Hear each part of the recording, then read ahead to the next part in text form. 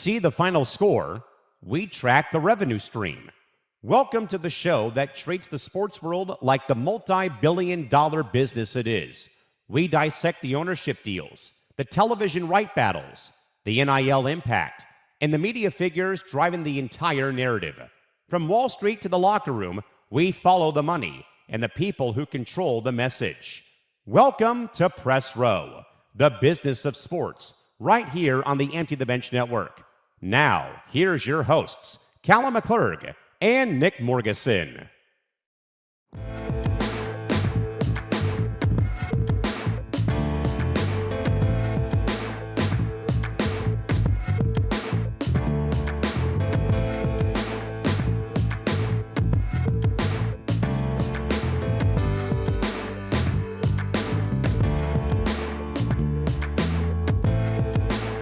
And hello again, my friends. Happy Wednesday, and welcome to the final week of August, and welcome into an action-packed episode of Press Row, live and in full for the next 3 hours here on the Into the Bench Network. As always, joined by Nick Morgasen and Callan McClurg joining you here this afternoon across YouTube and Twitter for ETB. Mr. Morgasen, how are we doing today? Great to see you as always. Action-packed show and a special guest joining us in hour 3 here today.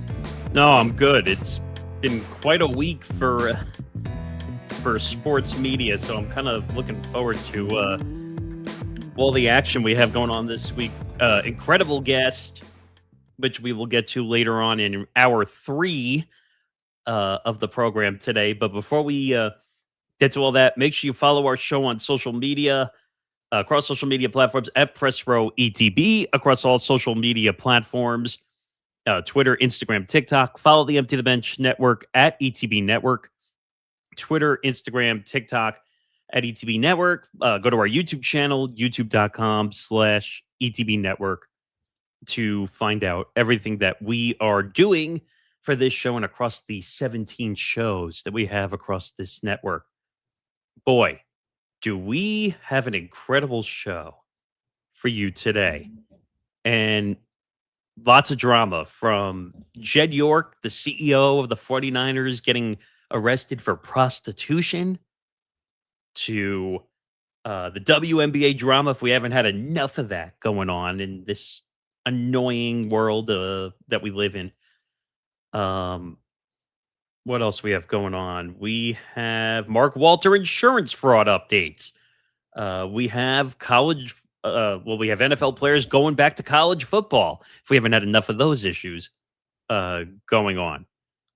What else do we have? We have Deshaun Watson making apologies, even though I could care less what he says or does anymore. NBC announcing new shows on NBC News Now, which we'll get to later on in the program. I mean, this show is locked and loaded, and yeah, it's a crazy show. And like I said, we have a big guest, which we can actually talk about now, Jimmy Traina. And you're probably saying, wait, _media, what the hell is that? And I'm like, and the answer is yes. He's moved on officially from Sports Illustrated after almost 26 years, even though he claims in the interview it was 23, because I think for 3 years he went to Fox Sports Digital, and then he realized that he really wanted to be back at Sports Illustrated. So that's a great interview. We sit down, we talk about a lot. So you're not going to want to miss that, coming up in the 4 p.m. Eastern Time, 1 p.m. Pacific Time hour. So we got a lot to get to before that. So why don't we get moving, as they say in the business. Already?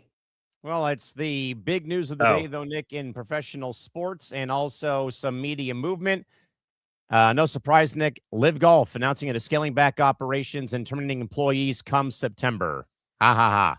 Color me shocked that Live Golf is finally realizing, oh wait, we're losing our shorts over this. I mean, tell me something I don't know. Go back to our interview with Alan Shipnuck, where he told us he wasn't sure how this business was operating and how they could possibly be operating on a plus budget when all they're doing is paying with oil money. I mean, color me shocked is right. I always make the argument, though, Nick, that every time that you see a rival league pop up, normally they're not going to survive, a couple of years, if not a few seasons. And here we are. And yeah, we'll have to probably get Mr. Shipnuck back on eventually to talk about this whole thing with LIV once more. Yeah, I mean, there's so much to break down on this that we could probably spend an hour on this whole thing because the whole Saudi public interest fund situation is a nightmare. And it's just funny how people say, "Oh, this is going to be successful. Don't worry." Well, why do you think the Saudi public interest fund pulled out if that was the case, right? Oh yeah, absolutely. And I think that also that the constant moving of TV platforms for national television, the format change to a team format rather than individual stroke play, 3-day tournaments, not 4-day tournaments, as it usually is accustomed to. They threw a lot of money though, Nick, at Rom and Bryson and Kepka and all those guys. But I mean, at the end of the day, though, Nick, anytime, like I always say, I'll say it one more time. But anytime that you have a rival startup league like LIV startup operation, they're going to flop eventually. I mean, again, look at the American Football League and the American Basketball Association and the World Hockey Association.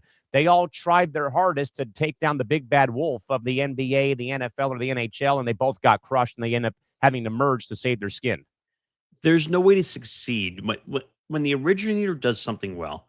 Look at the NFL, okay? And I know you hate when I say those letters, but when you look at the NFL, what do they do well? They market. They're some of the best marketers across professional sports. You can't emulate the NFL. There's only one NFL when it comes to professional football. If you want to say there's other professional leagues that can do football, sure, but it's not the same product that the NFL is. So you're better off creating something of your own volition and turning it into something because you're never going to compete with the marketing dollars of the NFL. It's just never going to happen. And I think what Live Golf, even though this is a little bit of a rare scenario because when you had the Saudi Public Interest Fund involved with Live Golf, it was almost like an endless water supply of money. And basically, the Saudi Public Interest Fund was willing to say, I'm willing to take a haircut and lose millions upon millions of dollars to see if this is going to work. The problem is they never were profitable. No. They were always in the red, at least from the reporting you and I did. We're not saying that out of our asses. We've been following Live Golf since the inception, really, when it came into play. And Alan Shipnuck said the same exact thing, though, too, Nick, when we had him on a few months ago. With that, Nick, we'll go from golf, though, to not much of a surprise, though, but Michael Jordan not returning back to NBC Sports for NBA coverage next year. Color me shocked. He wasn't a great interview anyway. Like, it was such a joke. They paid him millions to basically sit there, and Michael Jordan was not an entertaining interview whatsoever. Oh, will always be the greatest player of all time. No doubt. No one is taking that away. And anyone who says LeBron James can go take a hike. But sometimes the greatest athletes are not the best media people. Personalities, media people. And I think NBC finally said the juice is not worth the squeeze when it comes to the money. And they realized, all right, we got to actually do something that makes sense for the product. And right now, this is not good for the product. It's just not. So they finally said, all right, we're done with this. We're going to move on and find someone who actually cares about doing the interviews. There's so many great former athletes' personalities that would do a much better job. Bring back Ahmad Rashad, damn it. What? Bring back Ahmad Rashad. I think he's still doing NBA coverage stuff. At least from what I heard. But I think he's also doing college football now. Oh, that's right. On NBC. Do. I mean, there's so many. Well, look at what NBC has become. We're going to talk about them in a while, but NBC has bought so many properties now. I can't keep track of who's what at this point. With that in mind, Nick, we'll get to the actual show and lead off with all things NFL football. But of course, Nick, the never-ending circus that is the San Francisco 49ers continues as principal team owner Jed York was arrested on Sunday evening in East Palestine, Ohio, after authorities accused him of engaging in prostitution. York initially faced the charge described as engaging in prostitution. The charge was then amended as part of a plea agreement with Mr. York. Then on Monday, he pled no contest to misdemeanor charges of disorderly conduct and possessing what they called criminal tools. He posted a $5,000 bond after his arrest and was sentenced to 2 days in the Columbiana County Jail with credit for 1 day already served, and also ordered to pay roughly $1,150 in fines. The NFL has acknowledged the incident and said it will review it underneath the league's personal conduct policy. The organization, though, did issue a brief statement saying the legal matter had been resolved and that the organization would not have further comment.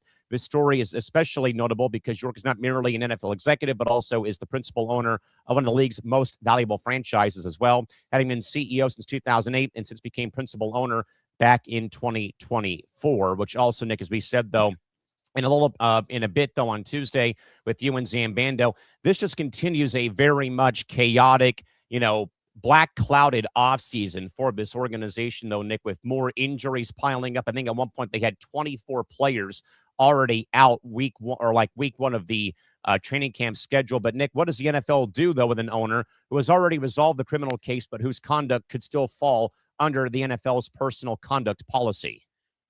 This whole story is ridiculous. Like, I feel like we're talking about Robert Kraft all over again, and I didn't think we were going to get to that point.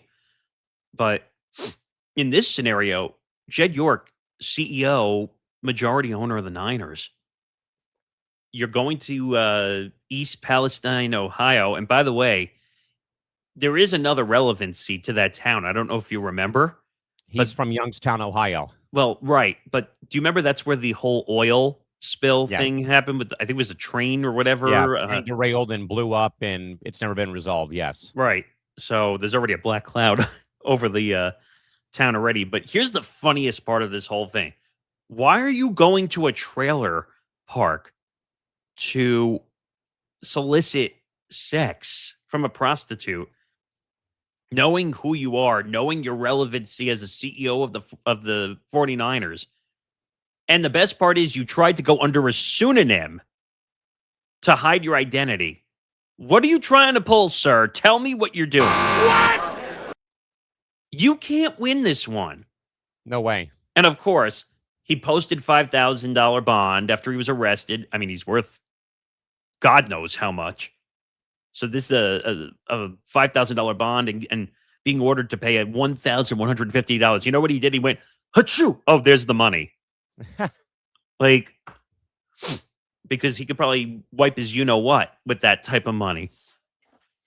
Now, I don't know. The personal conduct policy is mostly for players, at least from what I know. But executives need to be held to the same regard. You're still working for the NFL. But this is insane. And you know what the NFL is going to do? Yeah. They're going to slap him on the wrist. "Oh, Robert Kraft did it, so I guess you could do it too." No biggie here. Well, I mean, look at the two teams that these two men own, though.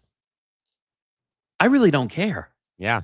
Well, that's why they're going to do it. That's my whole point about this being win-loss behavior. Oh, you own the 49ers, you're fine. We got all of Northern California, and we got the big money of Silicon Valley. Oh, Robert Kraft owns the Patriots, and all they've done is win no matter what, despite all these snafus going on, whatever. But I think, though, Nick, to the point, though, I think that we're right here. I know I made the funny mention on the show on Tuesday with you and Zan in the comment box, though. But I'm telling you, though, what in the world is going on, though, in 49er land is all I have to ask. I mean, between all the injury problems piling up, now this whole thing happens, and just the dysfunction in a way between on the field, though, with no one being able to stay healthy for 20 minutes over the course of a practice, right, to now the ownership group having this whole thing happen. I mean, how, though, Nick, I don't think I've ever seen a team not be able to get out of their own way like we have with San Francisco right now.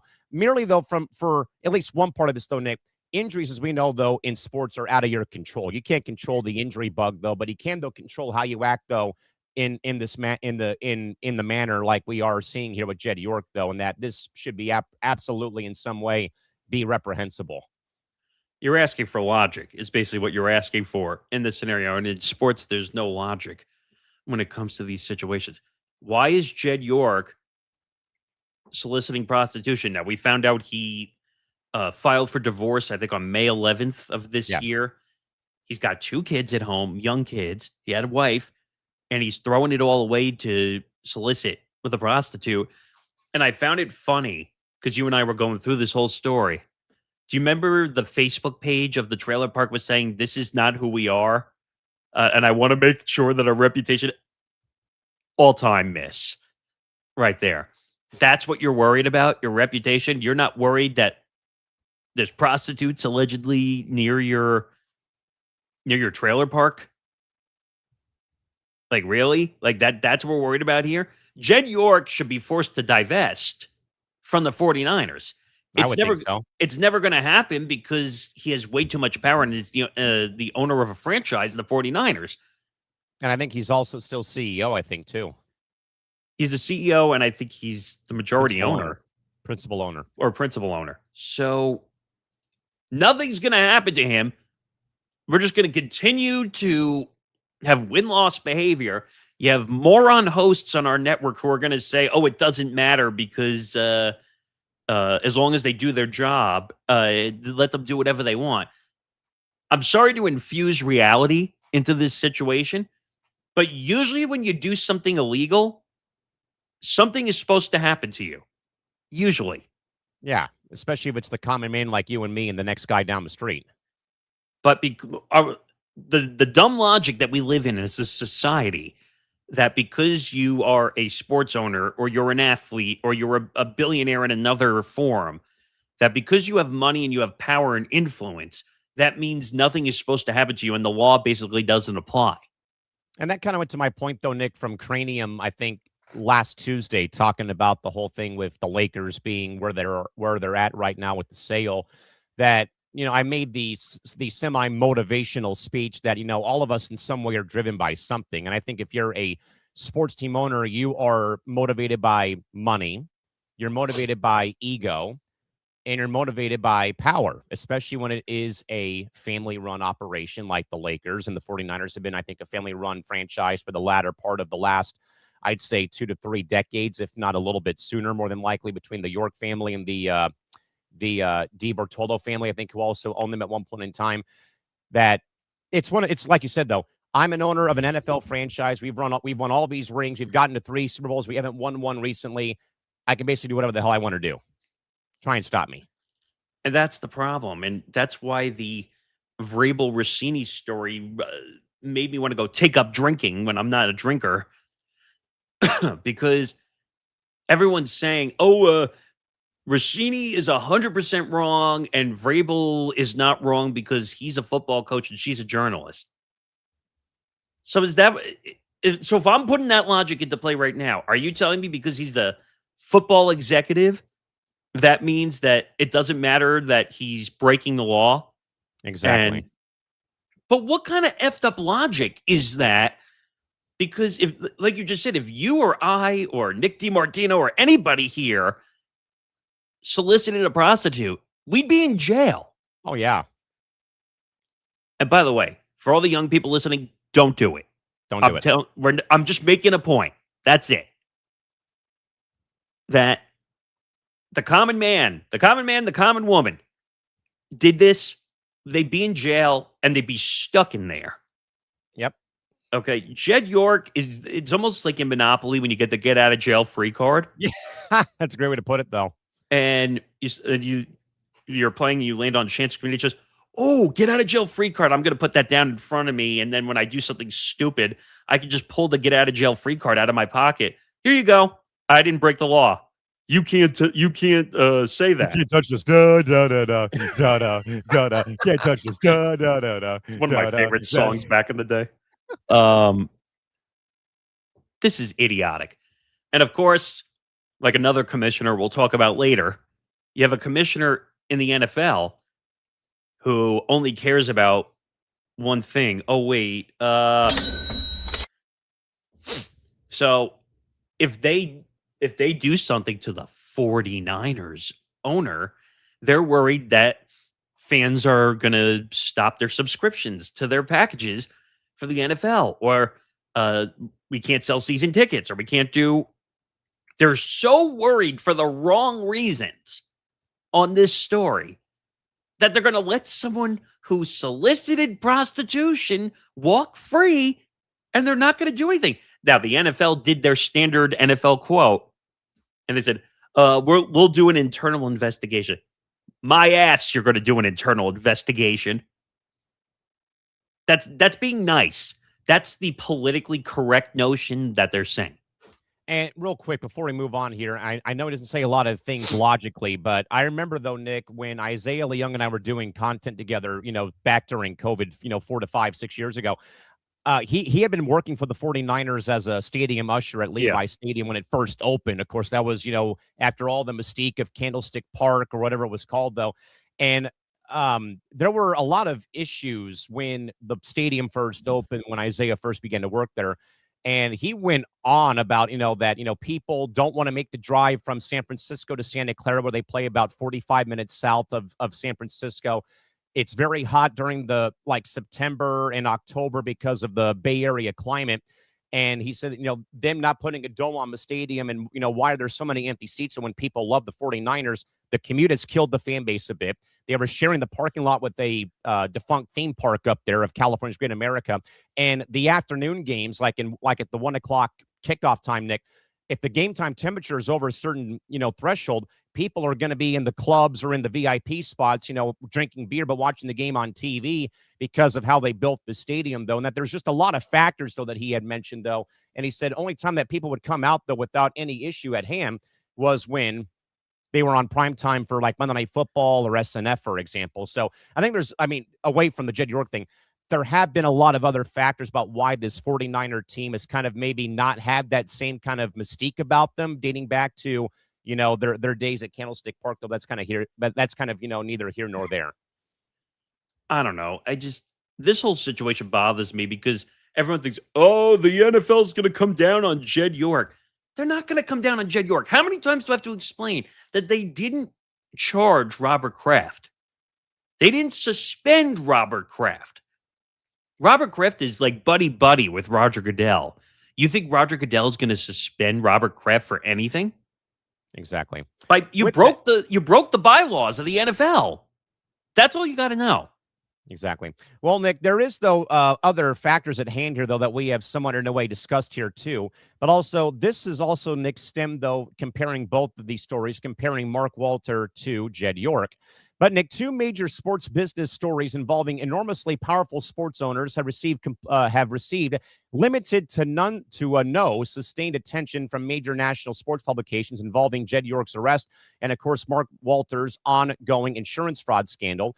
These two stories, though, Nick, are obviously different in substance and legal circumstances, but they do share an important media question. Why does coverage sometimes become significantly quieter when the subject is an owner, a billionaire, or powerful executive rather than a player, coach, or celebrity?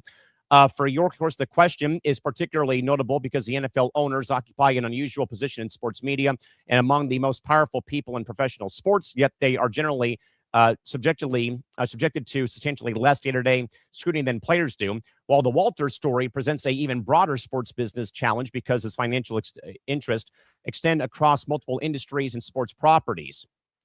But of course, Nick, this is the big question, though. Why, though, is Jed York's arrest and scrutiny around Mark Walter receiving the same sustained limited national sports media attention that similar controversies involving players or coaches routinely receive? And is the sports media industry too reluctant to aggressively investigate the people who own these teams, like these two men that we are talking about here this afternoon? Well, before that, it's an update to this story, actually. So yes. Mark Walter has come out and made a large statement. Really? And Front Office Sports has done a story on it, which I opened. Mark Walter's company says there's no fraud, no victim, and no fire sale. So Mark Walter's TWG Global came out firing today, saying it has committed no fraud, rejecting the idea that Walter's Lakers exit was part of a fire sale to raise money amid federal investigations, and insisting the Dodgers are not for sale. The press release marks the most substantial public statement since news broke that Walter's companies are under parallel investigations by the U.S. Securities and Exchange Commission and federal prosecutors in the Southern District of New York. The quote, over the past several weeks, multi-pronged attacks against TWG excuse me, have been advanced by unnamed sources with self-serving interests that have been reported in the media. It is important to set the record straight. TWG stands firmly behind the integrity of its business and remains focused on continuing to deliver value to its stakeholders. Investigators are looking into at least two of Walter's companies, Delaware Life and Clear Spring Life and Annuity. TWG statement says there has been no fraud and notes there is no victim here. No one has been harmed and no one has claimed they were harmed. It also says TWG is committed to working with the DOJ and SEC to resolve their inquiries, and that if it has presented a plan to address any regulatory concerns, a representative for the SEC declined to comment, and representatives for the DOJ and SDNY did not immediately respond. Okay, that's cool and all, but still, the Lakers sale still makes me think that there's something larger out there, because you don't, Nick, sell the Los Angeles Lakers. You don't sell the New York Yankees for that price tag after you've only had the team for 14 months because of something like this happening. It doesn't make sense because you bought the team and then you sell it within a little over a year. What have I told you about buying teams? They're gold mine investments. People are investing in ownership of teams. It doesn't make sense that all of a sudden you buy the team, you sell it for $12.5 billion, at least your valuation of it, and you're telling me you don't need that money? And the FBI and the DOJ are investigating you for insurance fraud, and you're telling me that the sale just magically happened in thin air? And by the way, if you remember when I read the story, when we were talking about the ownership, remember how I said there were anonymous owners that came out and said, why wasn't there a process to find a new buyer? Usually that's what happens. And that didn't happen here.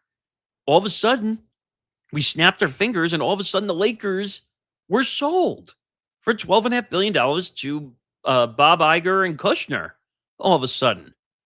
So what happened here?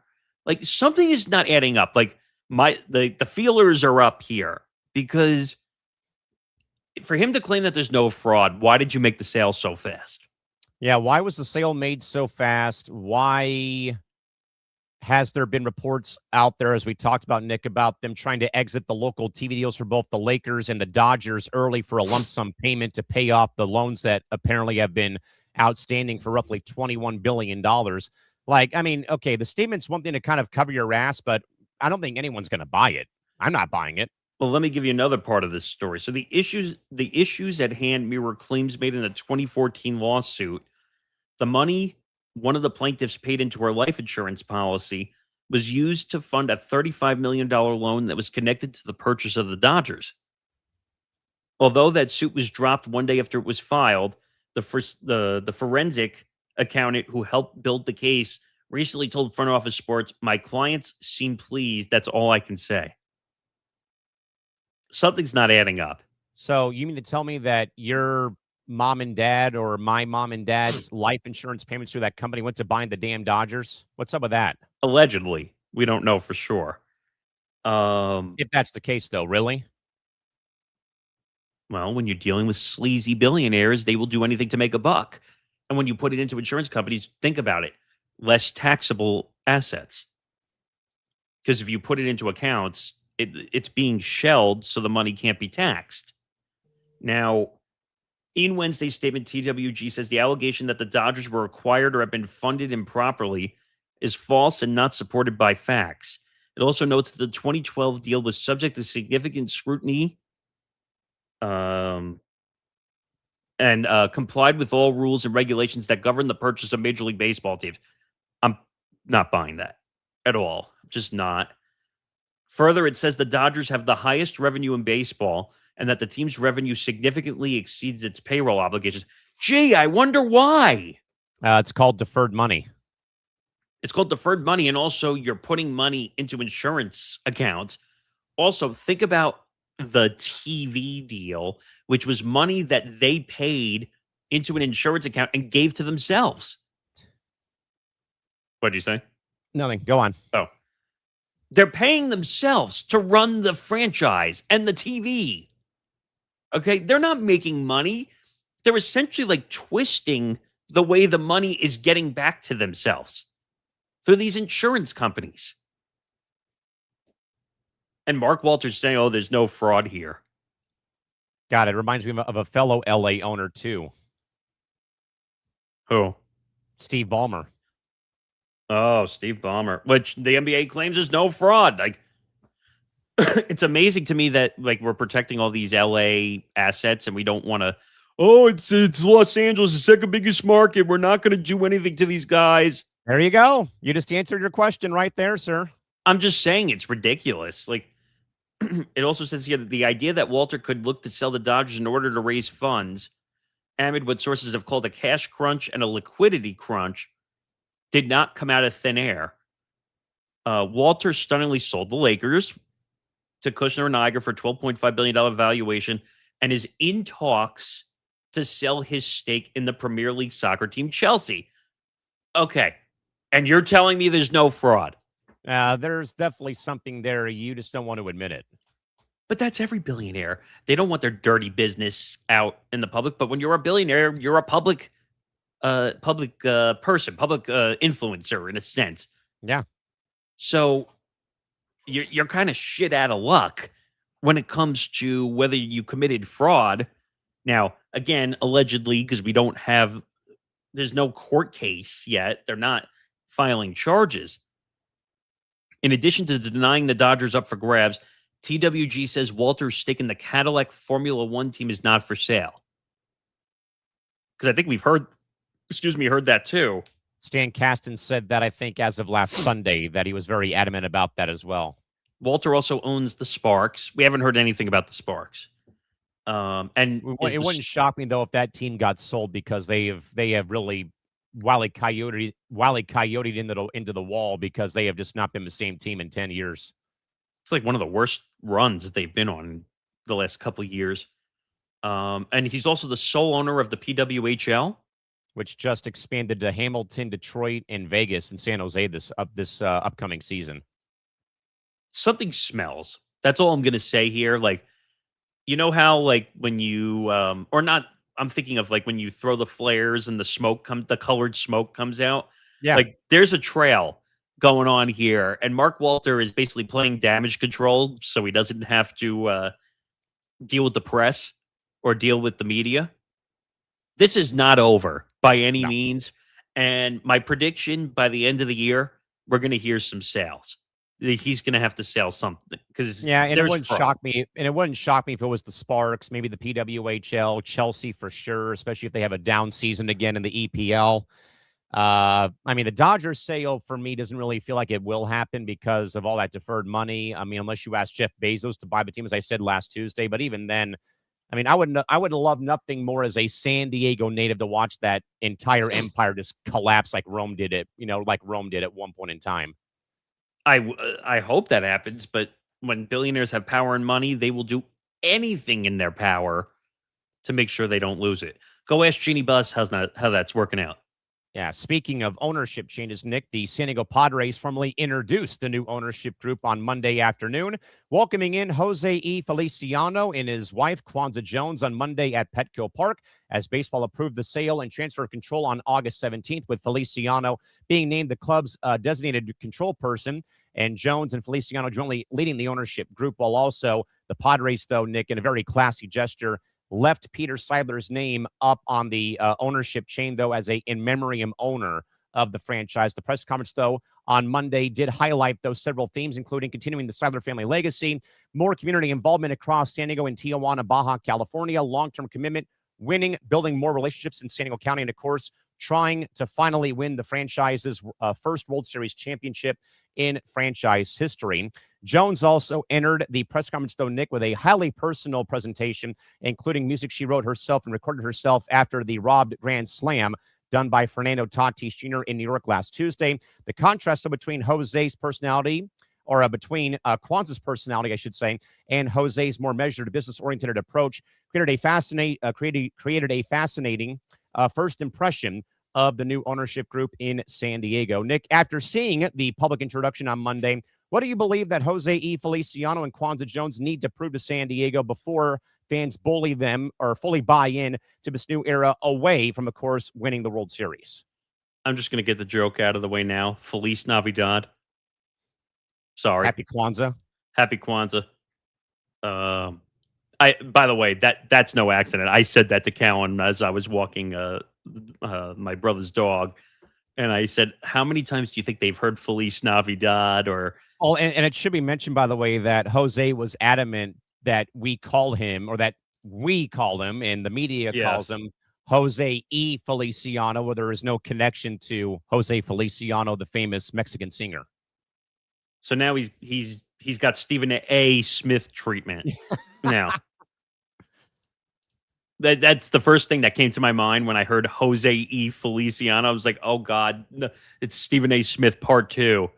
Now, look, I went back and I watched the press conference. It reminded me of any other ownership introduction in some aspects. You're excited, you take over a team, you talk about who's doing what.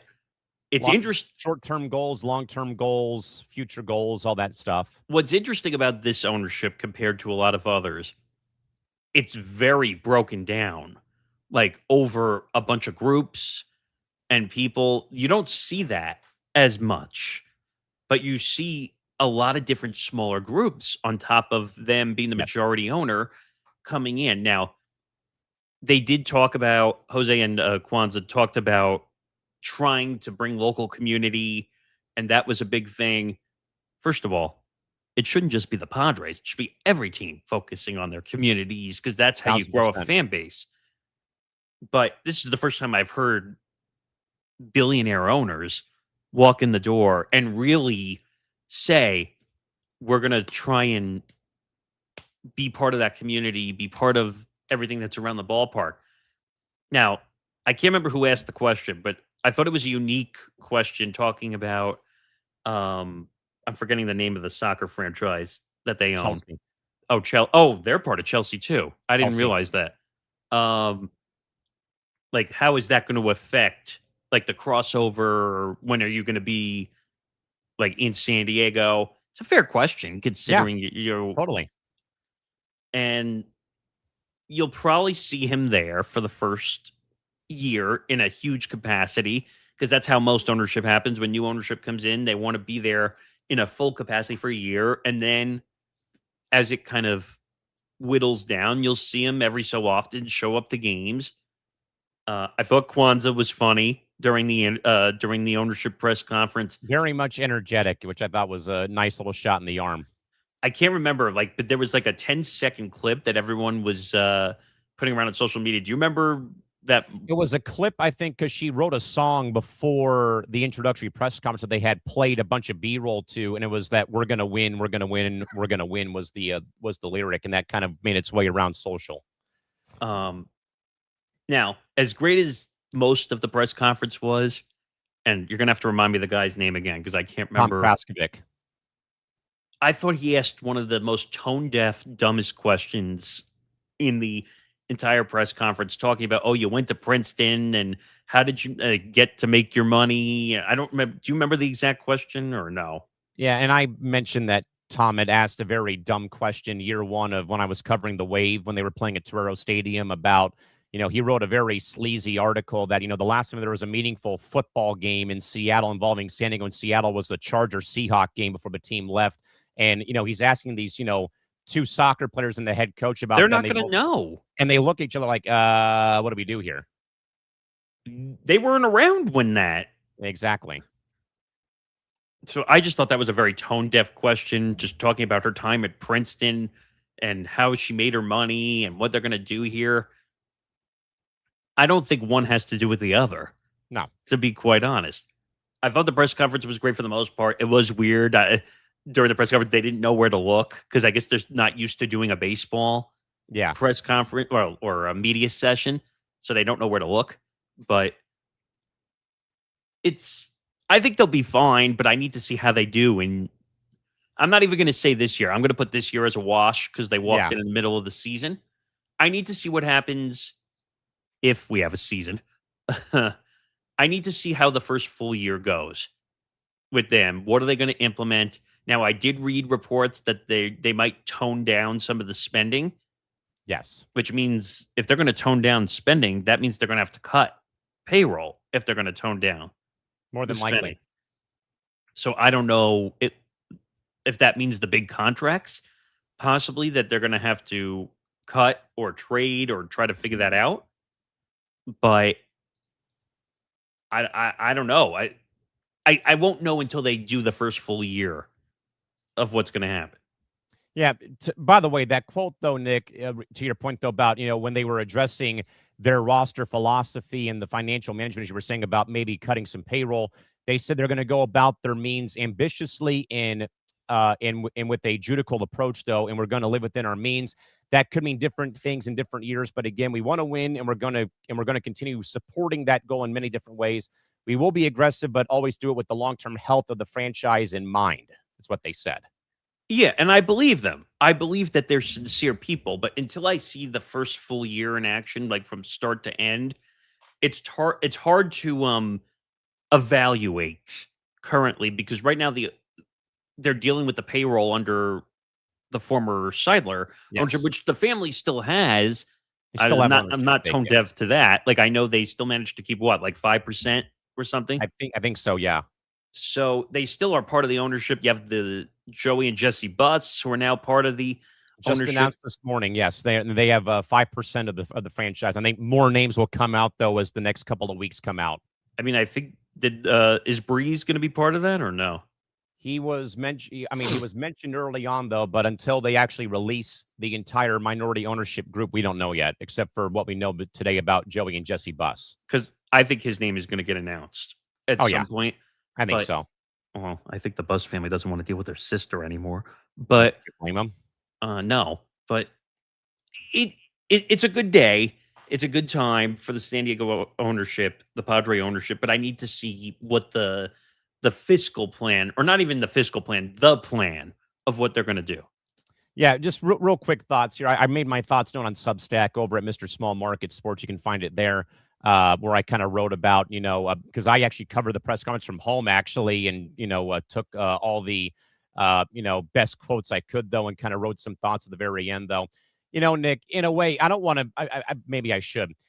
The press conference reminded me a little bit, though, of like the Steve Ballmer press conference when he introduced Kawhi and Paul George, just about the general excitement about this being a new day for a franchise, Nick, as you know very well, has been to the World Series twice, has not won at all. They've been, they're stuck, in that very weird part of Southern California where you got two other baseball teams to the north of you. One of them, has won the last two World Series, and they're your biggest rival and stuff of that nature. That, I loved it, though, Nick, as well, because I actually heard the term small market used 5 different times. I did hear that over the course of the press conference. But also, the thing I also had noticed a lot, though, Nick, and I think this is because of the fact that Jose is now the second Latino owner in pro baseball, a lot of mentions about getting back to reaching back out to Tijuana, Baja California.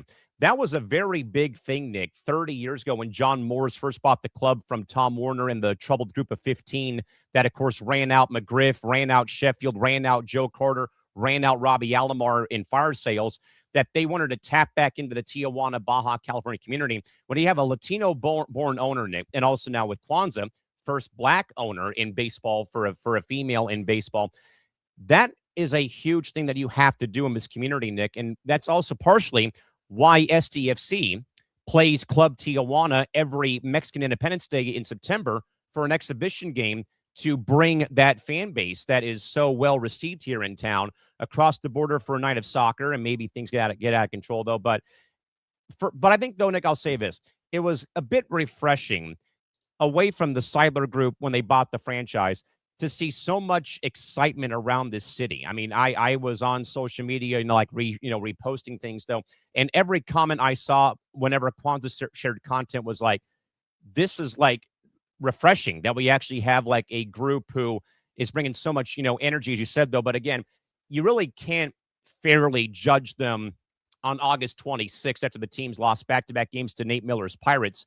That's not an indication on them. They're coming in though at the back nine of the season though, and like you said, you have to see how this plays out though in the short term and the long term. As they also, I think though, Nick did a great job of mentioning about short term, long term, and decades down the road. Yeah, like I said, they're nice people. They look like they respect the organization, that they're going to treat it with respect. But the biggest thing I got out of it is they said they need to tone down and control the payroll, which you don't want to be a Dodgers, and I can say this because it's my team. I'm about to say you don't want to be a Yankees. You don't want to be a Mets where you're just drunkenly spending. And Could you be don't more get me like wrong, Red Sox, maybe? maybe, well, but they have a full Yeah, ownership group that owns soccer, and I think they own the Penguins until they sold them. yeah. Um, Penguins keep getting sold left and right. It's pathetic. but it's just one of those things where, like I said, I need to see a full, complete year of the ownership. I think they will do great because they want to actually work within the community. And why wouldn't you? You want the community in because they're the ones that are going to support the team at the highest level. And So especially, Nick, as I make the mention all the time here, you're in a marketplace that is so unique because you have baseball 24/7, 365, with there being no NFL franchise here. So you have the marketplace all to yourself away from soccer. that's true. We have a interesting update to a story we're going to do later, but this just broke from Adam Schefter. Uh-oh. So the NFL will provide clarity to clubs later today regarding league rules governing player eligibility Which we're going to get to actually here in a second. Yes. that have been in place and remain unaltered. But here's the wrinkle. A player that goes back to college this season will be prohibited from signing with an NFL team this year. But that sounds like they're still allowing it. Which makes no sense. I mean, if they do this, I think it's the right direction, I think so. but we shouldn't allow it. But Yeah. now we're getting some clarity from the NFL side. But go ahead. So with that, Nick, this story has evolved, though, in the last roughly 12 hours or so. But the NCAA's evolving eligibility rules have created an unusual possibility of athletes who have already entered professional football or even pro basketball could potentially come back to college. Recent legal developments surrounding eligibility have created a very confusing environment, mainly for athletes affected by the transition between the old eligibility structure and newer 5-year rules in place for the class of 2022. The result is a growing gray area between college sports and pro sports.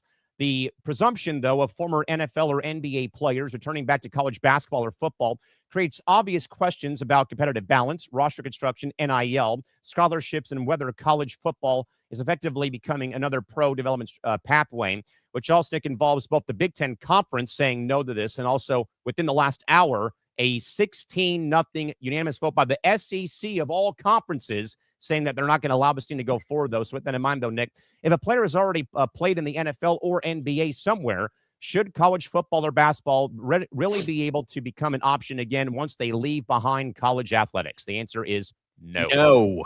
The answer is no. What I remember, and I mentioned this to you when we were putting this story together, back in the day, before NIL. Okay. What was the rules when you entered the NFL draft or the NBA draft? If you signed with an agent, you were not allowed to go back to the NFL or the NBA. That was a clear as day rule, because once you sign with an agent, you're basically saying goodbye to all the learning and the draft and the playing in college. What now with all the NIL rules? What is the big thing I've been saying the whole time? There's no regulation for NIL, and now that you can sign with an agent, that rule can no longer be in play. So now it's led to this weird paradox where you can go back and forth. And You could say, oh, I went to the NFL. I didn't do well. Oh, let me see if I can go get my eligibility back at the college football level. This is so messed up. You have college athletes who are making their way from high school to college, or you have guys moving up on their team, going from senior to sophomore to whatever. And they now have to give back their spots so that a guy who was on an NFL roster is going to be allowed to come back to college football. What the hell is that? What is this? Like I said, we're living in a paradox where these NFL players are saying, oh, you know what? I didn't do well and I got cut. Oh, I'm going to go back to college and I'm going to get an NIL deal. What's the guy's name? Daquan Wright. Daquan Wright, who was cut from the Cleveland Browns. Wow, irony of all teams we're going to talk about. And gets an NIL deal to go to LSU. Oh, and that's right, to play for his former head coach at Ole Miss named Lane Kiffin. Which, by the way, Lane Kiffin is all for this rule. He's all for it. Leave it to the sleaziest coach on the coaching tree that wants to take advantage of everybody to gain people. He used to be a former NFL coach. Yes, he was. I agree. So now he's taking advantage of the system, which is messed up. For anyone who doesn't believe me when I say that I already lived through this nightmare about this paradox of a player going pro and coming back to college basketball, there you go. This is Churi Darlin, who was playing for and you can see it here, folks. I'll zoom in for you. Look where he was before he came back to college. He was in the G League. The Delaware Bluecoats are the NBA G League affiliate of the Philadelphia 76ers. And he came back to college basketball last season. I'm telling you this. That's all I have to say. This paradox where we're just going to allow guys to go back and forth and say, you know what? My tenure in the NFL sucked. I'm now going to go back to college. And here's the other thing that we don't know the answer to for Daquan Wright.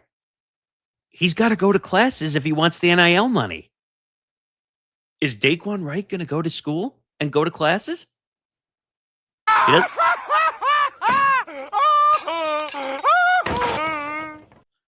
I mean this sincerely. Like, I know that it's part of the rules that you have to maintain like a 2.3 or a 2.5 GPA to get an NIL deal. And by the way, NIL deals are private, so I can't tell. I've been trying to find if anybody leaked it. He's probably making millions of dollars off that NIL deal. Absolutely. I mean, you know LSU's got enough Brinks trucks down there in Baton Rouge to pay these players to come play for Kiffin. But the other messed up thing is NIL deals are worth more than what the minimum salary is in the NFL. I know. Can you believe that? I mean, it's even more than, I think, league minimum in baseball, which I think is like $800,000. I'm looking up what the NFL league minimum. So the league minimum is $885,000. Now, Daquan Wright was making more than the league minimum. He had like a 4-year, $3.5 million deal or something. But I just don't get it. Why these guys are allowed to go back. What? Nick, we have an update to the NHL expansion story that we talked about last week involving Houston and Atlanta, perhaps Phoenix, Arizona, going for team spot 34. Yeah, they want the two teams. That's the next two they're talking about. Well, Houston is practically, I think, already a shoo-in, but we have a development, though, about Team 34. Okay. The city council in Alpharetta, Georgia, north of downtown Atlanta, has voted 4-3 to approve redeveloping the North Point Mall into a new mixed-use entertainment district and featuring a new arena to house a potential third Atlanta NHL franchise. When are they going to realize it doesn't work? So we're just, what is that other saying that I say to you all the time? When you try the same thing over and over again, expecting the same result? Insanity? Yes. Insanity is trying the same thing over and over again and expecting a different result. Fox 5 Atlanta reports that the plan is to build a 20,000-seat new arena for the potential return of the Atlanta Thrashers, which would make this the second biggest arena in the NHL behind Montreal's Le Centre Bell. The site would also be home to a 4,000 seat music hall and performing arts center, a 2,000 seat community hockey rink for practices, and a 1,100 seat movie theater in a 35,000 square foot hotel conference center, and hundreds of rooms across 2 hotel buildings. Interestingly enough, though, this is one of 2 groups trying to bring a franchise to the area, with one more project being floated around, though, in Forsyth County, 7 miles away from Atlanta, according to Atlanta's Channel 5 News. So when they waste all their money doing all this and the Atlanta franchise is a failure again, what are they going to say then? We're going to try for a 4th time. Definition of insanity, trying the same thing over and over again, expecting a different result. That's why I don't think Atlanta or Phoenix is going to work. Houston will be fine, but I don't think you go back to Arizona, you go back to Atlanta, it's going to be the same result again if this happens. But what about the same issue, playing hockey in a warm weather state, except for Florida, which figured it out. But usually California figured it out. Texas has figured it out. Nevada's figured it out for sure. But it doesn't always work. Yeah. Always. But to get back to this is a disaster. Okay? This is going to cause problems. You can't control regulation but now anymore between college football and the National Football League. What is the point of having a NFL draft anymore if guys can get drafted to the NFL and then go back to college football? No kidding. That's the problem here.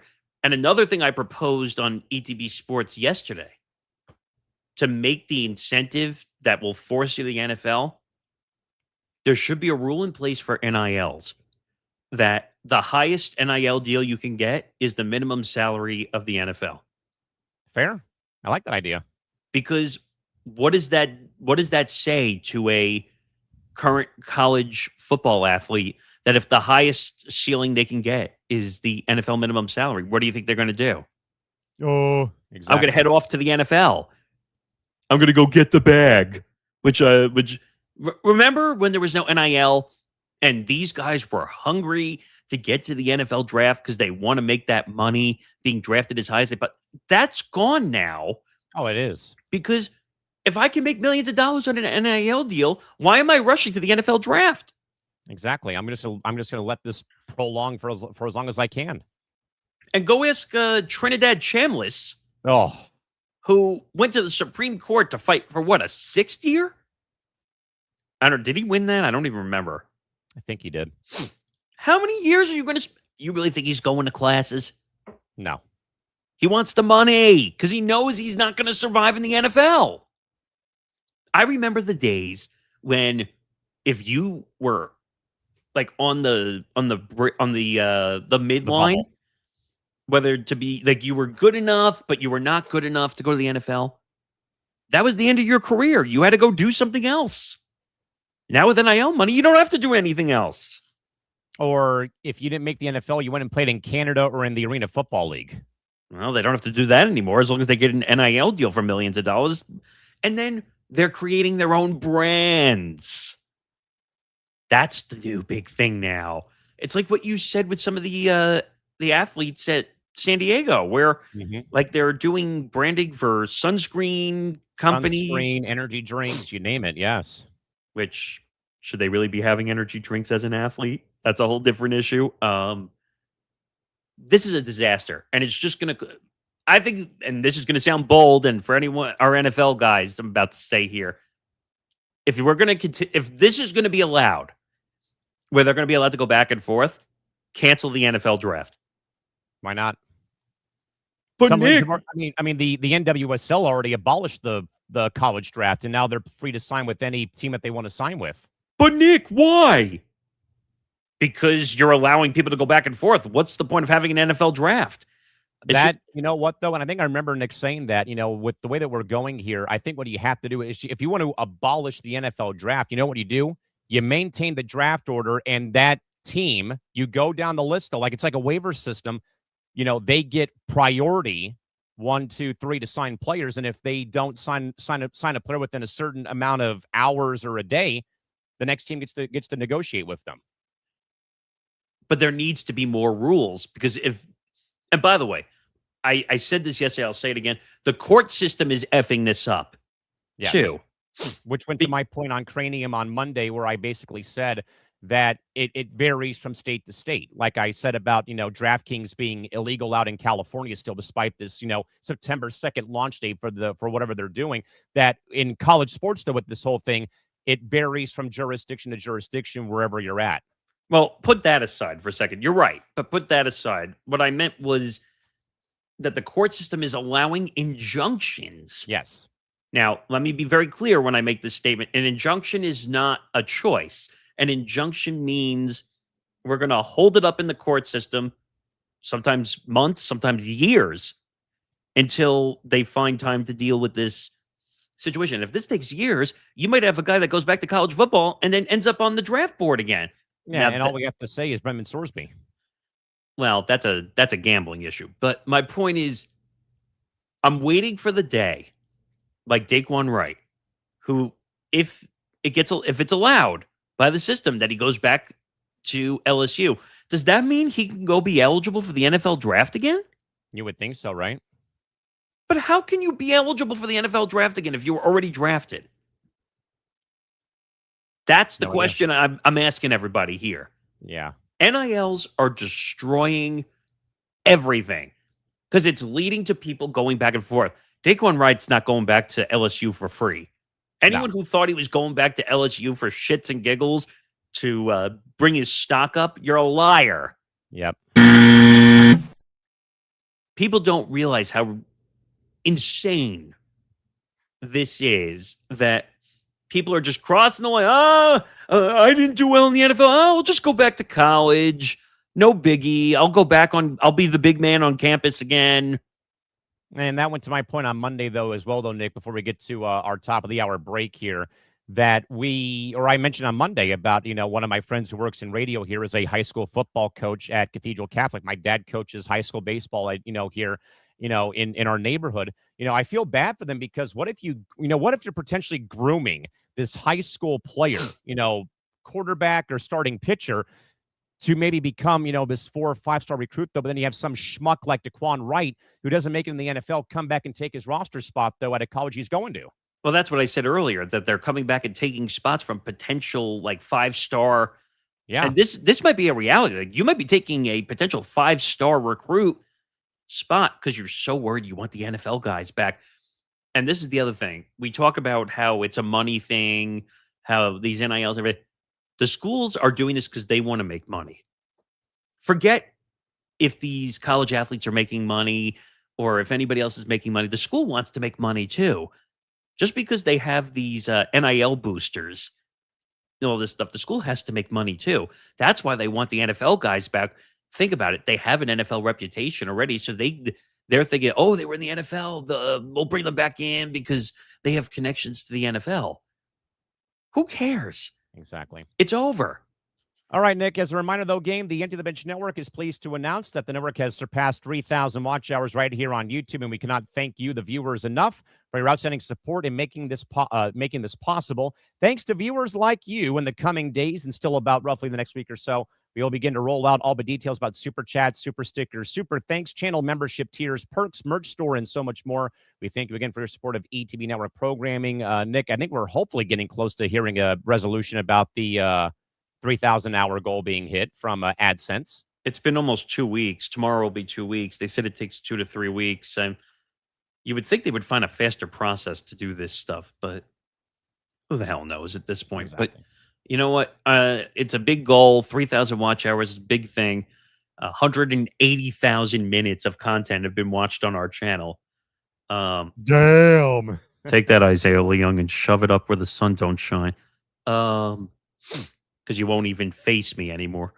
But you know what? It's a big deal, and we have a lot of stuff coming up. A lot of NFL stuff, a lot of college football stuff, including a show we'll talk about probably in the end of next hour. That is making its return premiere. Yes. But with the football stuff, we will get to 4,000 watch hours. And we have to get there before February, what was it, 1st? Yeah. because if we don't get there before February 1st, they're changing it from 4,000 to 8,000, and then I'm going to want to pull my hair out. So we're on a watch hour goal that we need to reach. We're less than 1,000 watch hours away from 3,000. So please do your part. Watch our shows, like, comment, subscribe. YouTube.com/CTB Network. Go over and subscribe. Hit the notification bell. Even if you like our show, come over and watch. There's other amazing shows. We have 17 of them that we share across this great network. So if you do it for any of the shows you like, if you like our NFL shows, our college football shows, our generic sports talk shows, ETB Sports, Moving the Goalpost. If you like something intellectual, Callan's Cranium, Bando's Breakdowns, Fight IQ, Tom Levano does a really good job. I had Chris Cyborg in the live chat on Monday, which shocked me. I was like, whoa. What else do we have? What else am I missing that I haven't mentioned category? Between the Ropes. We have WWE content. We have so many things, and there's so many other ideas that we have that we're working on down the road. The ETB Locked In show, which we're talking about, which is trapping people in a room and trying to get them out. I think we're going to put a time limit, though, on that. I think we don't want people It'll sitting be like there Banana forever. Ball. We'll have a 2-hour time limit. Yeah. Which is kind of based loosely off of Barstool After Dark a little bit. But we have a lot of great things. Go over and subscribe, youtube.com/ETB Network, and go do your due diligences and help us out. A simple subscribe, a simple watch of a show is all we ask in this day and age. We're over 1,165 subscribers, so please help us out. All right, let's move on to hour 2, and of course, we're going to start in the NFL ho-hum with Deshaun Watson's apology. Yeah, I looked at this headline and I said, really? So Deshaun Watson apologized after criticizing Cleveland Browns fans following a preseason loss to the Bills. Watson was booed during the Browns' 31-7 preseason loss to the Bills and initially described the reaction as disrespectful and personal. He subsequently walked those comments back, acknowledging that emotion played a role in his reaction. The timing is significant because Watson was simultaneously named Cleveland's starting quarterback, for week 1 of the 2026 season. The Browns are now attempting to move forward with Watson as QB1 despite an extremely complicated relationship between the quarterback and its fan base. Can Deshaun Watson actually repair his relationship with Browns fans, or has that relationship become permanently broken? I will defer my thoughts to Don LaGreca. You see him in the mall of Willowbrook, boo his ass. If you see him on the DMV, boo him. Don't stop booing him. If he goes to the Pro Bowl, boo him. If he wins a Super Bowl, boo his sorry ass. I mean, you're not wrong. I mean, Deshaun Watson is a bad guy. Okay, there's no ifs, ands, or buts around it. I mean, 27 civil lawsuits, which somehow got dropped. Gee, NFL and civil lawsuits being dropped. Where have we heard that one before? Look, it was a brain fart in every way, shape, or form. Getting angry at fans, disrespecting the fans. But here's what these athletes forget to realize. The fans pay for your damn salary. The fans pay to keep the doors open at the stadium. Okay? Why are you disrespecting the fans? Why? Yeah. Because you're a bad guy and you're a defensive individual, you're going to take it out on the fans? Precisely. 27 civil lawsuits is where I'm going to stand on right now.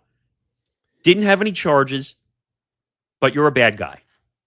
Nick, I said on Monday, though, on Inside the Cranium, that too many times when I did watch American football, that we seem to have these budding stars in college who seem to win all the time, like Watson, Tebow, Trevor Lawrence, for example.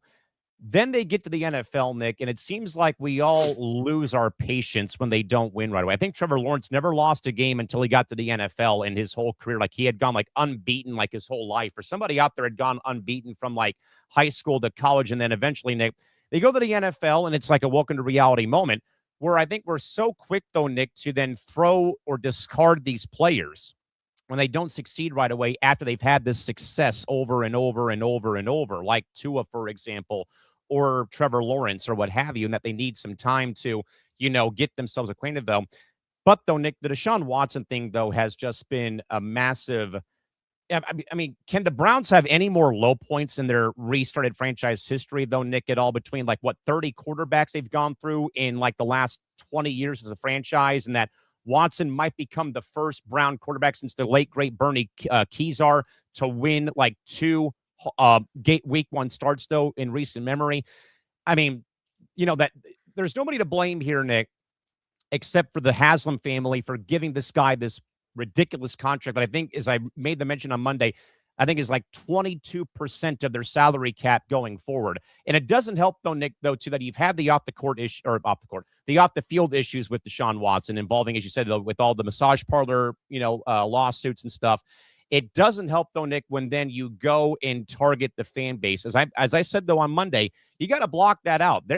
These are your paying customers. These are the people paying your salary. You take any sort of sideswipe at that fan base, they're going to be allowed to tell you how they feel in some way, shape, form, or size. And I get it, though. I said this, though, I think 2 weeks ago, Nick, when I was, losing my absolute mind about the WNBA, not focusing on the court basketball, and talking about Enes Kanter and Royce White and Larry. Don't you worry, we'll get there.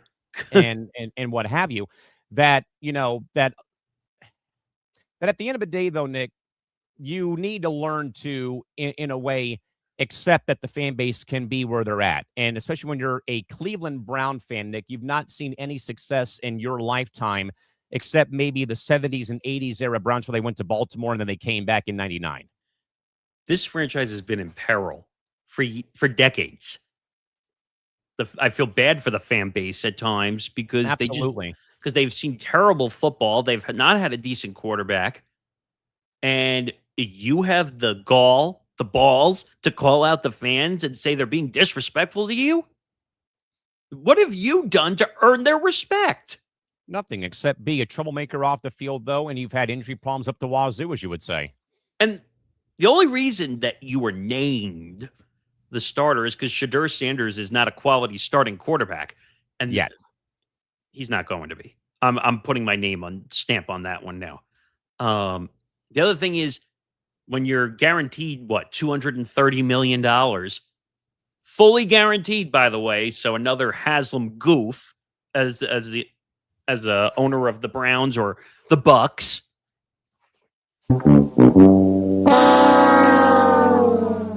You're stuck. You're not going to cut him because the dead money is somewhere between 80 and 90 million. Okay? You're not going to just eat that money. So they have to make a choice. Do they want to eat that money? Or do they want to try and get something 10 cents off the dollar? Now, you're alienating your fan base because, to be honest, Deshaun Watson should not be in the league anymore. I agree. The problem is they're going to say, well, he was never officially charged with anything. Okay. But the whole process was horrible. And then he was injured before that. Correct. He's an injury-prone mess. See, if I was the Haslam family, I would have tried to get out from under this thing due to the injuries and the lawsuits. And they didn't try. If I was the owner of the team, I would have said, how do I get out? Can I get out? Legal stipulation, please. But wait, Nick, there's more involving Deshaun Watson and the fallout from ESPN's Dan Orlovsky, who also had a strong reaction to Cleveland's decision to name Watson QB1. Dan did suggest that Browns fans should consider boycotting home games In response to the organization's decision, the debate is no longer simply about whether Watson should start, though, but though has become a question of whether fans should financially support an organization whose quarterback has remained one of the most polarizing figures in pro sports and also across the NFL. As the Browns face an unusual business problem, how much does fan dissatisfaction actually affect a team organization when TV money, sponsorships, and league-wide revenue dominate the financial picture? Nick, would a fan base boycott actually have enough economic power in the NFL to influence a ownership decision? I would say probably not, though, even though we know, though, that I think that I remember it best, though, when the Jaguar fan base had that protest outside Everbank Field for them to sign Tim Tebow about, 10 years ago? Yeah. I mean, it goes back to what I said earlier. $230 million, fully guaranteed. You could protest until you're blue in the face. Do you really think that Joe Haslam, or what's his name? Jimmy Haslam. What? Jimmy Haslam. Sorry, Jimmy Haslam. Do you think Jimmy Haslam is going to eat all that money to make him go away? He's just not going to. It's a bad business move for Jimmy Haslam to do this, but at the same time, I think you need to save your franchise here. And how many freaking quarterbacks have they been through in the last 7-8 years? I've lost track. And by the way, I think Baker Mayfield smells like a rose now, considering let's not say he had no faults. He had plenty of faults. But at the same time, Baker Mayfield figured it out eventually in Tampa Bay, even though... What? No, it's about the story, Nick. Oh, okay. 42 different quarterbacks since 1999 in Cleveland. That's crazy. Is crazy. That, I wonder how much room that fan jersey that has all the different names listed, like it's a CVS pharmacy receipt, like how much further is that thing like on the ground dragging now, like it's a wedding car? Or it gets stuck in the receipt filler trying to get it out? That's crazy. Now, I happen to agree with Dan Orlovsky saying that the fans should protest or not even protest, just not pay for tickets and show up. But you know this better than most, even not as an NFL fan, fans are not giving up the NFL. Well, and especially, though, in a market like Cleveland, Nick, where those people go to those games, regardless if they win or they lose by 1,000 points and they go 0-16. I say they're one of the most dedicated fan bases in the NFL. 1,000% for a shit franchise that those fans love the Browns in Cleveland. I mean, could you say for years, like the Chargers kind of felt that way a little bit, where they didn't feel like they were competitive? Oh, yeah. I mean, I'm trying to think, I think after 94, the club had a lot of, very unfortunate circumstances hit them after they went to the Super Bowl in 94, 95. They had, I think they lost 11 players from that team, death. My point is, though, plane crashes and stuff like that. But yeah, though, I mean, yeah, I saw the team go when they weren't winning all those division titles between 04 and 2014, roughly, and should have gone to the Super Bowl in 06 or 04 or 04, 05, 06, what have you. But I think, though, Nick, and I said this before, when Scott Kaplan, when he was working for CBS, goes on the air during a game at Qualcomm, and they show Dean Spanos in the owner's box like this, oh my God, what's going on? The second that people like me here, I have heard from Dean that he is leaning towards going to Los Angeles. That was when this city began to turn their back on the Chargers. And I remember, Nick, very well, going to the last game I went to was against the Chiefs when Alex Smith was quarterbacking for KC. And he basically he rushed all over the Charger defense. I think we got beat 33-3. That was the day that they retired LT's number. But I looked down because I was in the west end zone at Qualcomm. And I'm looking down towards the Chiefs sideline. I think that was the first year that Reed had gotten there, I think, from Philadelphia. All you see is just a sea of red and mustard yellow. And when the Rams came here, it was all Ram gold and blue. When the Saints came here, it was all black and gold. When the Steelers came here, it was all, terrible towels and renegade. And right. then when the Bears came here with old friend Jay Cutler, all you saw was Bears fans across. And that's where I think that this community, Nick, got so turned off by the NFL and by the Chargers. Just hearing the words of even the thought of leaning towards going to LA, people gave up on the franchise. Christy says the Dog Absolutely. Pound are possibly the most dedicated fan base in sports. I would say Oh, them.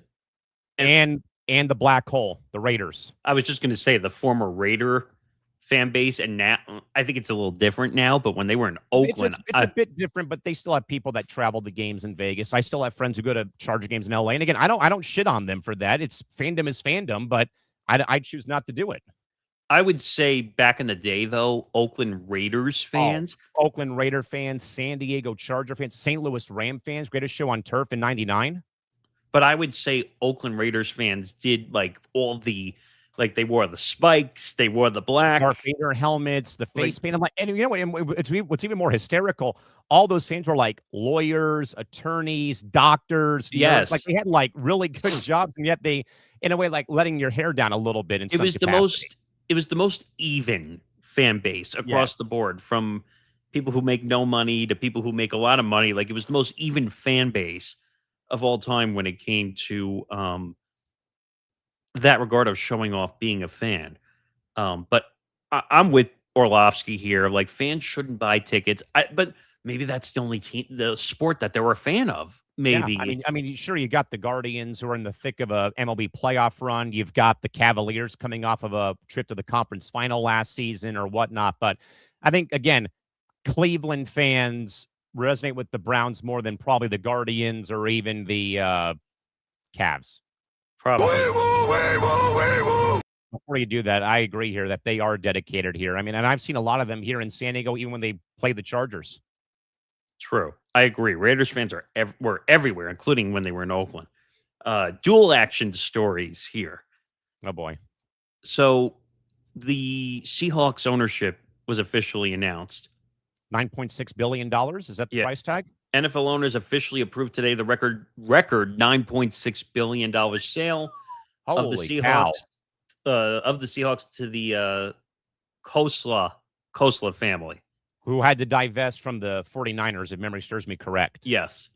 So it's the biggest record sale in the NFL, almost $10 billion. And just wait till the Jones family maybe sells the Cowboys in a few years if they do. And again, it makes you ask the question, if the Seahawks were sold for almost $10 billion, what does that make the Cowboys? $20 billion? Yeah, I would put a 2x on it at least. And then the other story, which it broke like an hour or so ago, has to do with the NFL college football thing. Yes. From Pete Thamel, ACC athletic directors met today, and there's momentum for the ACC to join the Big Ten and the SEC in banning NFL players. Oh, just give it time. I eventually think, Nick, that the Power 4 schools are all going to say, we can't let this happen. It says still a few more steps, including ACC board approval. There's momentum that the ACC will join the Big Ten and the SEC. You notice that we haven't heard a statement from the NCAA, right? No, not yet. You find that a little curious? I do a little bit. I would also be curious, though, Nick, just again from my set of eyes over here about, will the West Coast Conference enact the same thing about NBA players who come back to college basketball because we don't have football in our conference? So I guess we'll see what happens on that front. But wow, I guess we're getting more momentum where they're actually gaining the power to stop these cut NFL players from a roster going backwards. All right, Nick, biggest story in baseball, of course, revolves around the never-ending mystery around Diamondbacks infielder Ketel Marte, which his situation has now become, Nick, extremely more complicated over the past week or so. As we all know, though, Ketel Marte failed to report to a road game in Boston, leading Arizona to place him on the restricted list on Monday. He then was sent back to Arizona for an MRI on his ailing knee and hamstring and moved off the RL to the 10-day IL after the Diamondbacks identified inflammation in his left knee, with manager Torey Lovello describing himself as being both frustrated but also betrayed by the lack of communication by Marte when phone calls or text messages to him had also gone unresponded. And even further, teammate and also new closer Kevin Ginkel, Cal McClurg's former teammate, also shared his own frustration over Ketel's ongoing issues. However, though, Nick, the story only got worse, though, as the week has gone on, though, as then photographs emerging showed Marte at a Scottsdale, Arizona casino after having a rehab stint, though, at the team facility at Talking Stick playing roulette while the D-backs are playing the Reds at home.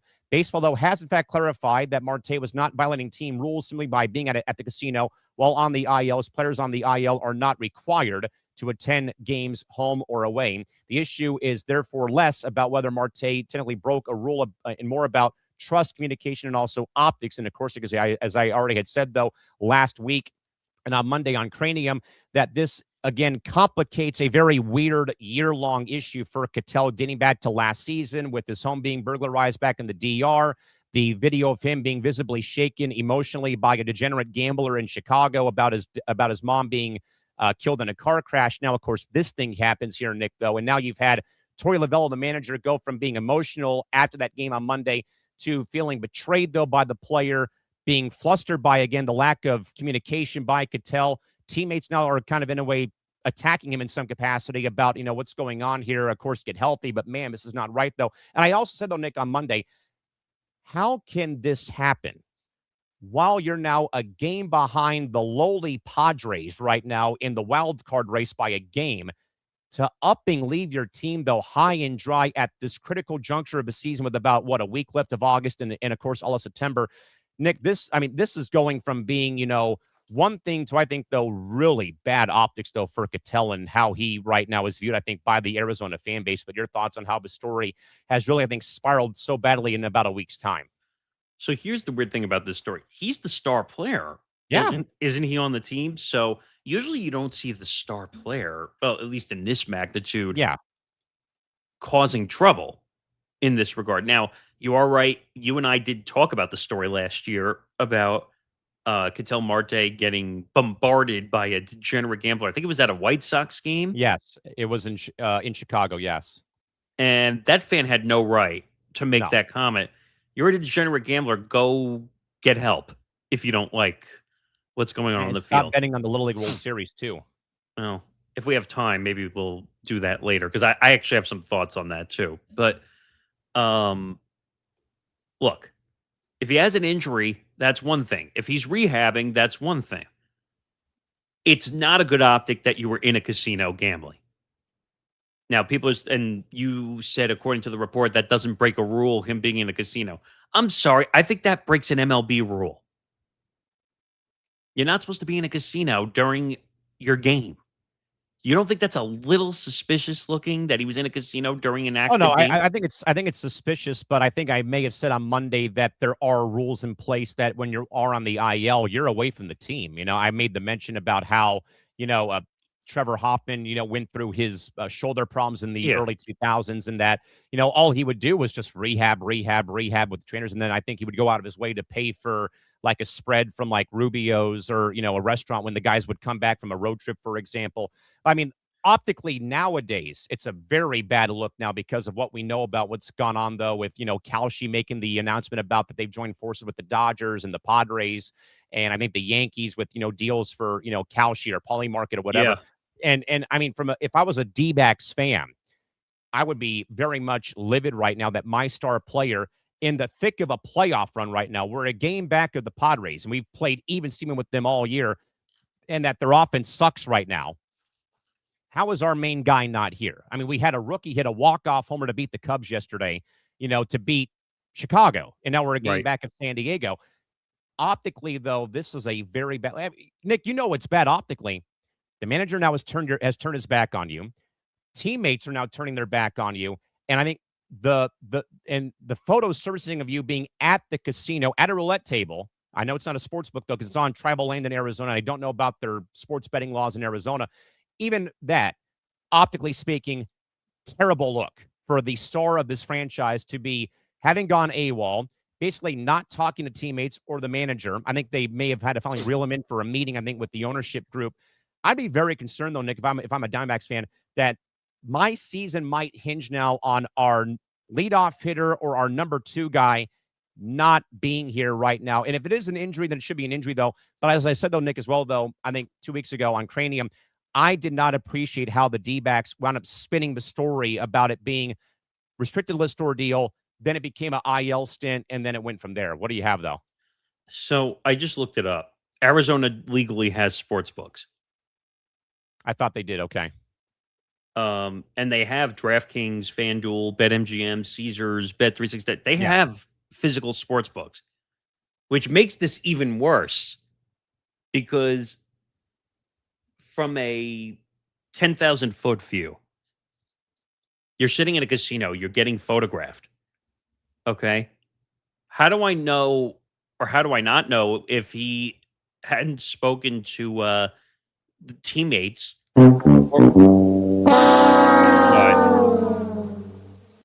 And even worse, the casino he was in, per reports, does have a sports book on their property.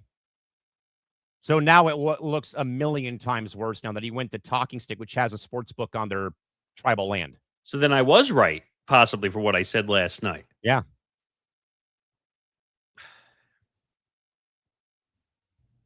There's rules for a reason, right? Yes. I mean, if this casino had a book in it, he's got to go away. Unfortunately, I hate to say it, because there's no way to prove whether he was betting on the team or not.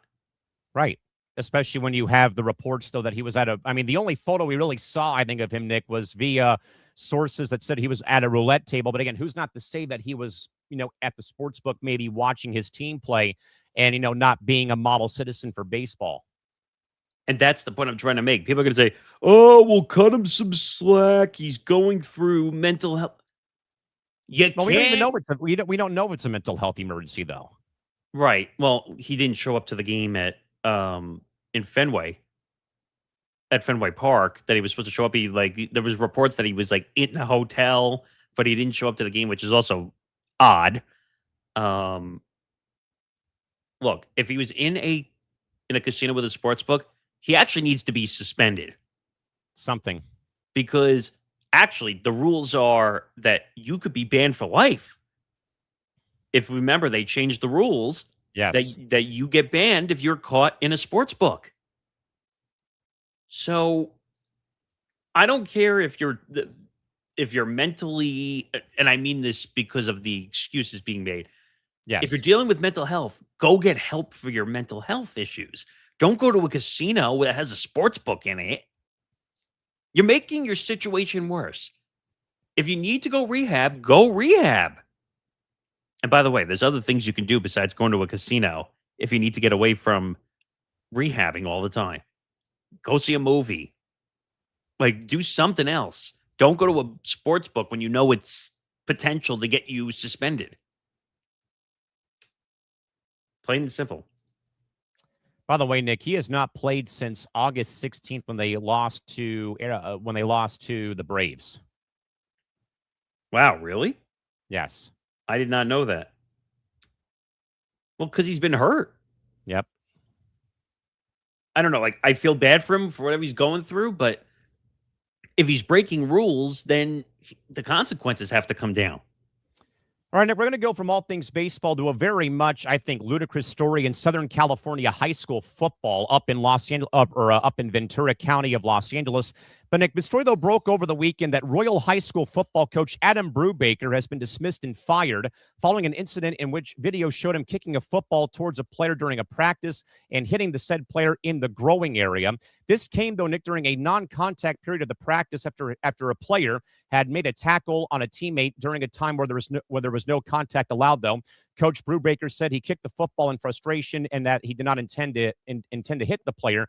The school district, I should say, did, though, investigate the matter at hand and removed him from his position before the team's home opener, which they still won, though, 62-0 on Friday. The story, though, Nick, has raised many questions about coaching boundaries, player safety, but also whether frustration can ever justify physical conduct directed towards a player, even if it was an accident, though. So, Nick, was firing Adam Brubaker the only reasonable outcome once video of the incident did, in fact, become public this past weekend?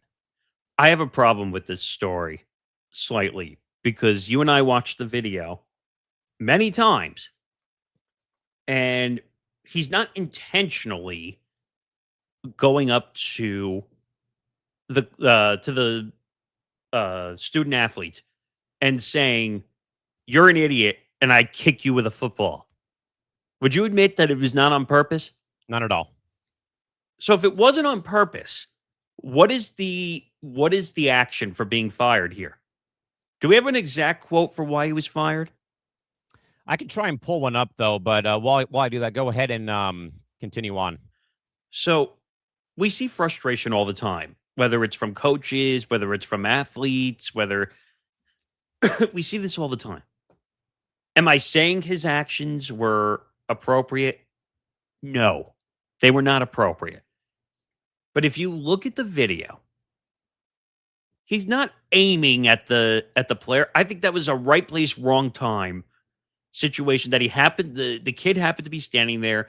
The coach kicked the football in frustration and it happened to hit a kid. They're saying charges of battery if in fact it goes to a court. By the way, I did find the video. Let's go pull it up and we can examine this for ourselves though, but go on. I think this is a mistake. I don't think he was doing it on purpose. Do you think that he was doing this on purpose? I certainly don't think so. No way, no how. But let's go and take a look at this video, though, and let's see what we got here real quick, courtesy of the California Post on Twitter. There is no sound on the video. So here's the play, though, as we said, though. This is a non-contact portion of the practice. So tackle gets made by a player, knocks down the running back who is in obvious pain, though, and then you'll see Brubaker come in here from the right side of your screen. Irate. That is not Coach Brubaker. So eventually he's going to come in here. Okay, there we go. Who's irate? And then there's the kick of the ball and hitting the player right in the crotch. The problem, though, I have, though, Nick, is watch what happens, though, is that as soon as they stop, he looks at the player, though, and then walks away and doesn't even go to check up on him. That's the only thing I have wrong with this whole entire situation. I agree with you. Okay, you can take that down. I agree with you. If he went and checked on the player, it would have been fine. But again, we're missing the plot. Was he doing this on purpose? The answer is no. So the school is basically saying to you that no one makes mistakes in life. Right? Pretty much. We all make mistakes in life. We've all made many mistakes in our lives. No one is perfect. I can't meet one person who's ever been perfect in their entire life. And you're going to tell me because he made a small error in judgment that you're going to cost him his job and say, screw you, you can't do this job anymore. You know what makes the situation even worse, though, Nick? Coach Brubaker even went to the school principal's office and the district saying, hey, this happened. Here's the video. I take responsibility. And they still fired his ass. And that's where I have a problem further. If he didn't take responsibility and just like swept it under the rug and said, let's continue the practice, then he deserved to be fired. But he took responsibility. He told the school that, sorry, what I read from KTLA, he reported it like right away after the practice had concluded. I think they may have said once that play happened, we're done here. You know, we're done for the day. And I think he went and I think he saw the video or whatever, and then he went right promptly, did the proper measures as you're supposed to do to report something going wrong. They still fired him. It's bogus. The problem is, and you and I have talked about this before in college sports or even youth sports, that everything is so like under a microscope now that even if you didn't do something that was heinous, they're now firing people left and right because they're so worried about the reputation that it could potentially cause.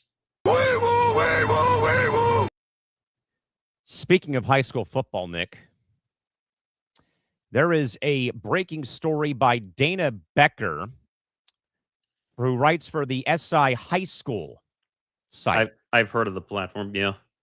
This involves, though, Nick, a high school program in Arizona has had their football program, JV and varsity, suspended until further notice, while the school district now and local law enforcement are investigating what the superintendent described as a potentially serious incident involving faculty members and members of the school's football program. Per an announcement made on Wednesday by the Saddle Mountain Unified School District, Tonopah Valley High School has canceled their games coming up on Friday, while both programs have been suspended until further notice. The Phoenix is the name of the nickname for the school.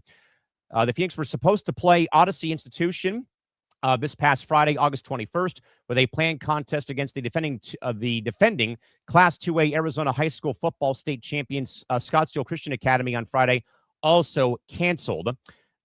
In part, that this story reads, in part from Adam Beadle, who says, full release from the Saddle Mountain USD Superintendent Dr. Mike Winters, stating that Tonopah Valley has suspended its season until further notice, saying in part that last Friday, the district received a report concerning a potentially serious incident, God dang it, involving faculty members and members of the high school's football team. Given the seriousness of the allegations, I immediately canceled Friday's varsity game and initiated a thorough investigation to ensure all facts were carefully reviewed, with the JV game also canceled earlier today. Over the weekend, we consulted with the governing board and continued gathering more information regarding the matter. As a result, certain faculty members have been placed on admin leave pending further investigation. The district also initiated contact with local law enforcement groups and is cooperating fully with their investigation. So, Nick, this sounds very, very serious if they're canceling a whole season right now because of players versus faculty, it sounds like. Wait, but do we know what the actual incident is or no? Trying to see what we have here. Because you said that they don't have the full report right now currently, so we don't know. Ramon Robertson was tabbed as the new head coach for the Phoenix back in March of this year. On the day of the first scheduled game with Odyssey Institute, Robertson shared a post on social media of the planned game. The statement, though, did not identify Robertson or any other coach, faculty member, or player in connection with the ongoing investigation. I think we're going to have to wait for more information. We don't really know what to... Oof. I mean, either way, though, you know what that probably does tell me, though? Sounds like something illegal happened. Sounds like hazing. I don't know. I don't want to assume anything yet because I don't know. Or we don't have information. But if they had to cancel a full season, it means some type of illegal activity probably happened. Oh, hang on. There's one more here. Nick, this story broke yesterday, and this has been very alarming in the world of hockey. Arizona State University is now under a microscope in reviewing the circumstances around a hockey team outdoor workout this past week, which saw Blues prospect Matthew Mayich collapse and potentially suffer a cardiac event per the Arizona Republic, which first reported the player's identity and potential medical condition. ASU has said in a statement that it cannot provide additional information due to privacy laws right now, but Matthew is currently still right now in a hospital, or has been there for 6 days after he collapsed during an outdoor workout last Thursday, per multiple sources. The Blues, who picked him in the 6th round of the 2023 draft, said the organization is being updated through his agent about the defenseman's condition, and that Mayich never signed his ELC with the team, and that's why he is back at ASU. In short, the Tempe Fire Medical Rescue Department was dispatched to the school's track and field facility at around 8:30 a.m. local time to a heat-related incident. Temperatures had already reached 90 degrees during the morning, with a high afternoon temperature reaching 104 per the National Weather Service. Nick, I do not like hearing these stories at hand, though, because especially out here where I live right now, Nick, I should mention at the top of the show, we have been in a 2-week-long heat wave out here in SoCal. I have to get up and walk Ozzy. My dog is in my lap. We're up and out the door by 7 a.m. because it is just too damn hot in the middle of the day to take him outside for a walk right now. And obviously, Nick, heat has also been a very big thing, though, this time of the year in this part of the country. I know you know very well about how it is back in New York, though, or back on the East Coast, though. But this has been a very insane weather pattern that we've had, though. We're our air conditioner's on 24/7. I mean, we're talking 95 degrees by the time it's already 10 a.m. out here, which never happens out here in SoCal. And, of course, Arizona is a different animal. And I've been to Arizona. It's hot. It was 105 degrees when I went. I ended up with a nosebleed. That's how... I've been to Arizona, and it's still 115 at 10 o'clock at night. Now, I was fortunate because I went to go see the D-backs. The one Same. night we went to go see the game, 75 degrees. Gotta love it, right? The one night that we were sitting... Now, they can close the stadium if they wanted to, if they did. And the fire situation has not helped either. I've been actually concerned about that because, as people may know, Nick knows very well, though, whenever the weather gets bad out here, it strains the state power grid out here, which can lead to, losing power. And of course, the fire situation, which has been just out of control up in Northern California and especially in Reno, Nevada, which has just been on fire for the last several days and whatnot. And this happens all the time around here. So I get more concerned, though, Nick, when the weather does get bad like this, because that might mean we lose power here because of the strain on the grid here across the state of California. And I got another one for you, too. It's a triple effect. We got an update on College Game Day. Lead College Game Day producer Jim Garrio is taken off the show. ESPN layoffs again? One of the lead producers of ESPN's flagship college football program, College Game Day, has been taken off the show. Jim Garrio, a veteran ESPN producer who has served as the lead producer on College Game Day for many years, will no longer produce the show. Multiple sources confirming to Awful announcing many involved with Game Day were informed of the news earlier this month. It is not immediately clear why Garrio is out at Game Day. Garrio has been with ESPN over 30 years, joining the network in 1995. In addition to his Game Day role, Garrio produces college football and basketball games for ESPN, along with the NBA draft and PGA championship coverage. Previously, Garrio was a lead producer on ESPN's NASCAR coverage until the network lost the rights in 2014. Game Day has undergone shifting in its production ranks in recent years. 3 years ago, obviously cutting ties with longtime production executive Lee Fitting, who oversaw College Game Day as well as Monday Night Football. Fitting was replaced by Amanda Gifford. If you know that name, she's been in charge of a lot of programs. Hold on. Who now oversees ESPN's college football production. The move comes at a time of change on air for Game Day as well. Last year marked the first season without Lee Corso, who retired after week 1. Meanwhile, Pat McAfee and Nick Saban have settled into starring roles on the show alongside Reese Davis and Desmond Howard and Kerr Herbstreit. College Game Day will be back on September 5th. Awful announcing reached out to ESPN and has yet to hear back. Yeah.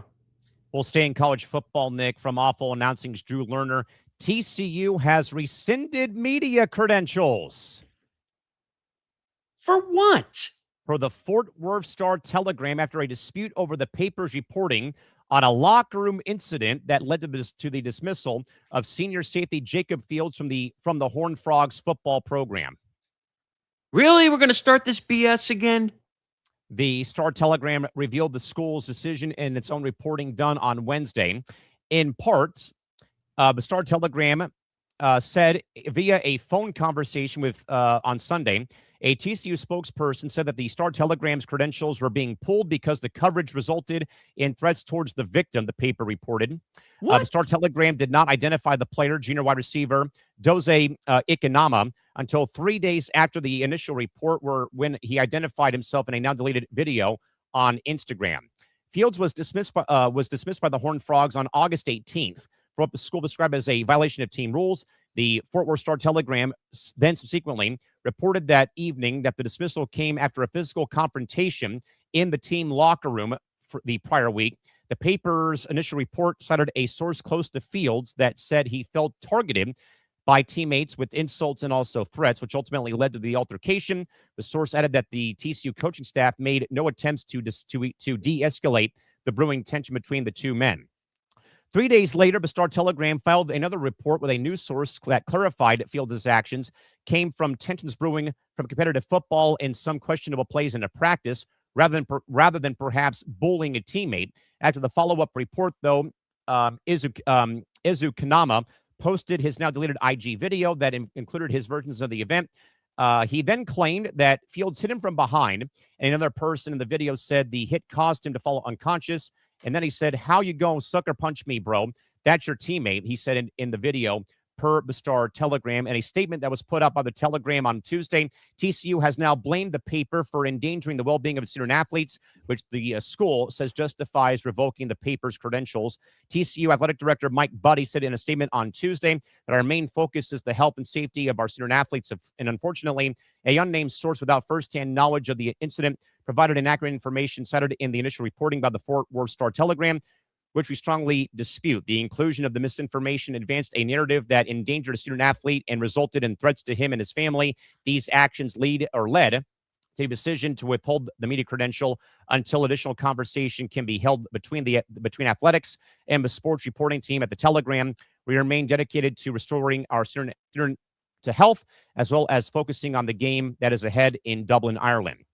Real quick, though, before we do, in fact, move on here, Nate, that the Star Telegram also is the only publication with a dedicated full-time staff covering TCU football, the paper says. Stephen Johnson was set to travel to Dublin for the team's opener versus UNC on Saturday, but with the credential now being revoked, TCU, as the home team, has the right to determine who is credentialed for the game over at Guinness Stadium. Sheham Jaraja, the president of the Football Writers Association of America, or the FWAA, came in defense of the Telegram on Wednesday, demanding that Johnson's credential be reinstated. So we're going to start this bullshit over again here, Nick, with censoring the media because of what they heard or what they wrote.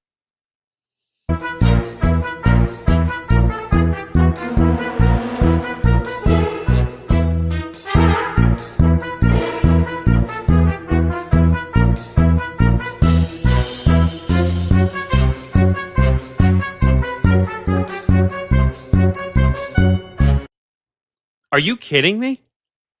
Unbelievable. So you don't, and again, this is going to go to every time we address this situation with the media. The media has a job to do. Okay? You can clearly tell they have sources based off of these IG videos, right? Yes. So because you don't like the way your team is being covered, you're going to remove their source because you don't like that they're doing their job telling the truth. Is that what we're doing here? Yep. How many times do these teams, any team that you cover across sports, has to realize that the media is doing their job when they're reporting from inside the locker room? Yeah, no kidding. Exactly. So because you don't like the fact that they reported actual facts, you're now removing their credential because, again, the media didn't follow your narrative. Is that what we're doing? Oh, yeah, 1,000%. And, I already lived through this again as well, Nick, as you probably know, about USD football having some locker room issues a few years ago with hazing and bullying and, a bad culture being set, which led to the AD resigning and a media freeze out of the paper and the news. So again, I've sat through that before and whatnot, and the program is back in good standing. So when they've had 2 great years since then, that's when lost behavior. But I don't appreciate, Nick, that when you have people like us doing a job to cover a team or cover something, you have to let them do their job, whether you like what they say or not. It's their job to, the freedom of press is to keep the people informed out there and have checks and balances put in place for a reason. I mean, reading the line, I'm trying to find it again. Oh, in a phone conversation Sunday, a TCU athletics spokesman said the Star Telegram's credentials were being pulled because the coverage resulted in threats to the victim. Threats to the victim? Now, what are we doing here, man?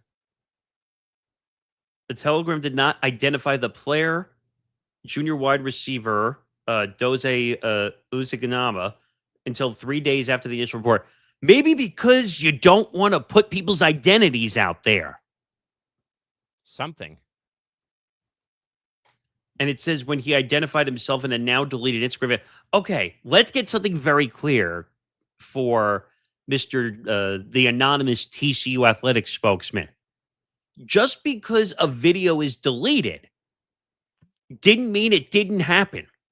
Exactly. It happened. I say this all the time to people.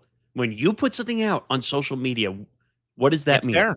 People can screen record it, they can save it, they can download it, they can screen grab it, you name it. You're setting yourself up for failure. It just means that it's always there. You can delete it, but it can always be found. Of course. When it's on the internet, it's there forever. Okay? So for the anonymous TCU spokesman who claims they pulled it because of threats to the victim, no, moron. Your players are dumb enough to put stuff on video in the locker room, and the news, the paper that covers your team caught it. That's not a news story? In my book, that is a story that you have a bad culture being set in the locker room involving fistfights with teammates. And don't give me that sob story about, oh, it's, this is, just typical football behavior, because guys want to, they're competitive. No, you save that for the NFL joint practices that are a sham out there, where you got Scott Steiner's son suplexing guys on the Dallas Cowboys, or you've got full-fledged fistfights like this is a damn hockey game. Don't give me like it's the bravado of this being football culture. That's not what we're doing here in college athletics, people. Come on now. I just find this ridiculous. And also, you got to be careful that you don't cross over into a situation with the media where you have a situation where you're not letting them cover the news. I mean, more importantly, you revoke the credential, Nick, when the team is heading to Ireland. You're 3 days away from the game being played over in Dublin? Saturday, yeah. I mean, if you're going to revoke credentials, you have to do that way before the week leading up to the game. How do you know the trip wasn't prepared? Yeah, and I'm sure it was already prepared. What if he was already over in Dublin, for example? I don't know if he would have been in Dublin yet, even though 3 days would be justified to travel for it. Yeah, travel, sightsee, get adjusted to the time zone. Yeah, before I finish that statement, quick program alert. About 2 or 3 minutes from now, we're going to take a break. And then we're going to head into our interview with Jimmy Traina. But just to finish the point, that you got to be careful that the reason you're revoking a credential, they were doing their job reporting what was going on in the locker room.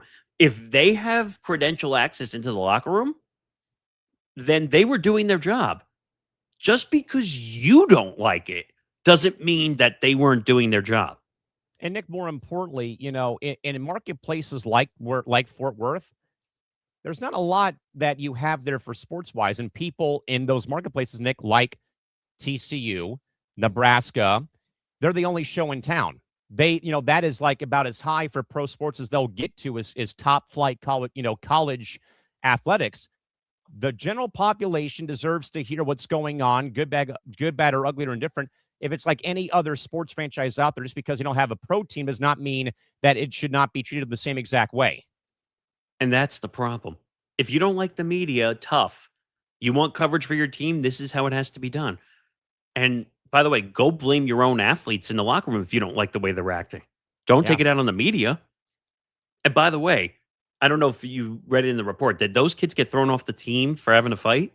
One of them got released from the program for violating team rules. Okay, so they were doing their job. They reported that one of the student athletes got thrown off the team for violating team rules. Precisely. And they used the video as a source. Oh, it's deleted. It's you can't use. No. You can't do that. It's not how it works, people.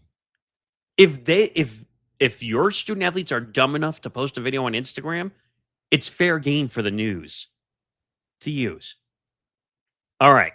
Coming up next, it's the main event of this show. If you want to pop that up really quick, just so people can see what's coming up here. Jimmy Traina from _ Media joins the show. We sit and we talk about Sports Illustrated. He was there for over 20 years.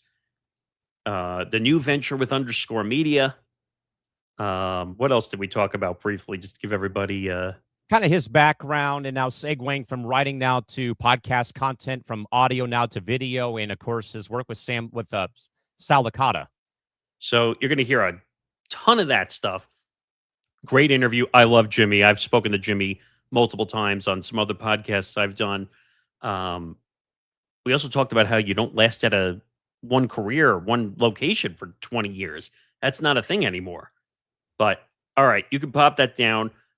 We are going to head off into a quick break. And at the top of the hour, you will hear the interview with Jimmy Traina. We will come back and wrap up the show. We'll get to Enes, Kanter, and if I can speak, Natasha Cloud, and that whole incident to wrap up the show. But until then, we will see you after the interview.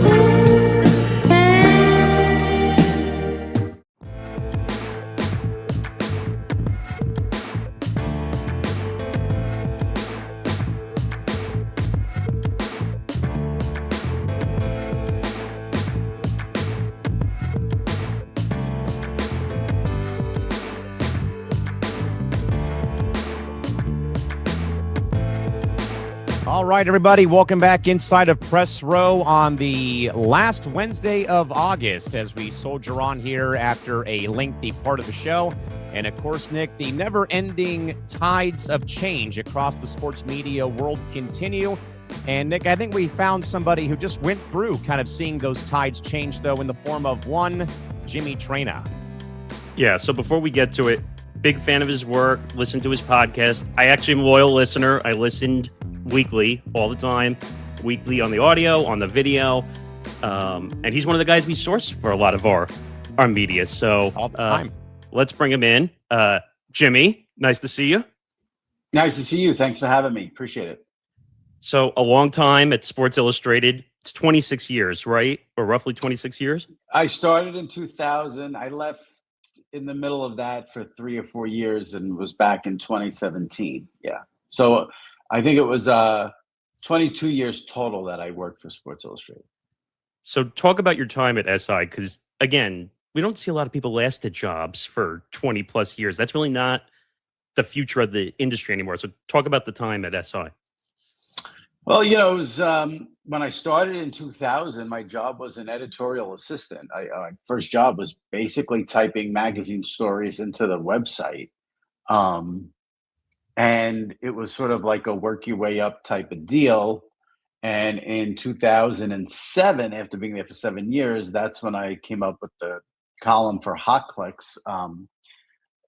My boss at the time had wanted a sort of a daily go-to piece for people to go to, you know, morning, afternoon, lunchtime, whatever it was. I came up with that idea. They greenlit it, and got very lucky in that it took off and became very popular, and did that till 2013, came back in 2017, wrote the new column Train of Thoughts, which is basically like Hot Clicks, but I focused way more on covering sports media. And then in 2018, I took over the sports media podcast from Deitch, and been, you know, that the podcast sort of changed a lot in 2020 when COVID came, because then we went to video.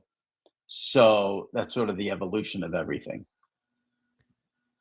Jimmy, to bank off Nick's point, though, is that, not a lot of people stay in this industry or inside of one space 10, 15, 20, 25 years. Just for perspective, I work in the American Hockey League, and I'm starting my 11th season, here in San Diego for the Anaheim Ducks affiliate. And, not a lot of people, I think, get to live through those milestone years, 10, 15, 20 years, and obviously what you built at SI, though. Jimmy, what probably, though, is probably the most challenging part, though, of closing a chapter like that, not just for yourself, though, but I think for anybody out there who walks away from a job, though, after that much time, though, being spent, though, in one place? Well, listen, the brand name of Sports Illustrated carries a lot of weight in the sports world. So not being attached to that, obviously, if I started there in 2000, we're in 2026, I'm going to be associated with Sports Illustrated. There's just no two ways about it. And the brand carries a lot of weight in the sports world. So removing myself from that was the biggest challenge by far. So I want to go back to Hot Clicks because you brought that up. I went back and I looked at it and I said, that's a fascinating article at the time when writing was relevant. Now it's really kind of on the decline, the writing side.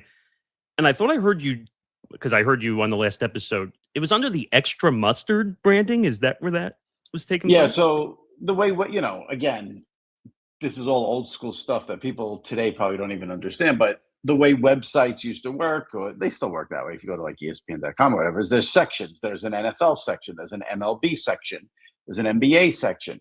And we had a section called Extra Mustard, which was supposed to be the lighter side of sports and the mix of sports and pop culture.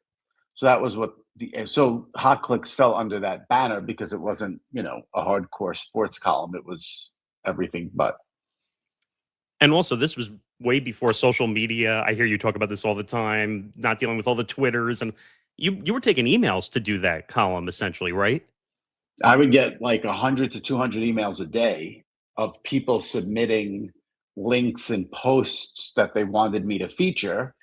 And also just emails to, be used in the column, because that was the way to communicate with people. There was no Twitter back when it started in 2007. I mean, maybe there was, but I know 2007 is when I started the column. I think I joined Twitter in 2009. So it was around for those last couple of years. But one of the reasons I had left is because I thought Twitter had really hurt the value of the column, because people would come to that column to get news, which is frightening in some sort of way. But once Twitter came along, you didn't need to go to websites to get your news. So Twitter took a chunk out of it. But yeah, so that's sort of how that worked with the emails. Jimmy, how about recently that you've talked about the immense daily pressure of waking up to a blank page to write a sports media column for 5 days a week when there probably isn't necessarily breaking media news every single day? Now you made the shift, though, maybe to the podcast side, though, but how did that daily grind, though, maybe affect your creative process compared to now doing a weekly podcast as opposed to writing the column? Well, yeah, because I became sort of known for covering sports media, I sort of, the thought process was to have the lead item be something about sports media. And, and we're playing sort of this SEO headline Google search game, and that game is over. So, you would look for a topic that people would click on, but to do that 5 days a week, just in sports media, it didn't really sort of make sense anymore. There just isn't sports media news, big news, 5 days a week. I mean, I didn't want to just post like a press release that said, Bob Wischusen is calling this game on Saturday. Like I wanted it to be, and I don't, things would come up. You have an opinion, but I don't have an opinion every single day on a sports media topic. So I'd say it's probably been like 3 years where the daily writing just felt like didn't make a ton of sense for me anymore. So just going back in the timeline, was it always sports media? Were you looking to cover other sports when you came up into SI? What was the timeline? When I did Hot Clicks, it wasn't sports media. It was supposed to be, it was pop culture, lighter side of sports. But I did a ton of sports media coverage in that because I'm into that. So in the Hot Clicks era, that wasn't the main focus, but it was a big focus of the column. And then when I came back in 2017, I still was doing that kind of thing. It was when Richard Deitch left Sports Illustrated for The Athletic in 2018, where the powers that be came to me and they said they wanted me to focus on sports media. So that began in 2018, where the focus was sports media, and I would try to lead the column every day with sports media. Now, I just want to follow up. Is that a different type of coverage, like just focusing on the sports media as opposed to like following players, following athletes? Was that a different grind in a sense? Yeah. I mean, listen, when I was doing Hot Clicks and when I started the Train of Thoughts column before I did sports media, I would often lead the column with something that was just fun or fun. You know, someone does a bad national anthem.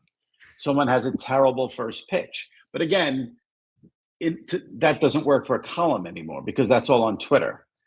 So it was challenging to come up with sort of opinions and takes 5 days a week. If I wanted to have a take, on the New York Yankees, Sports Illustrated would let me, but that wasn't my lane. So, I mean, I would do it once in a while, maybe.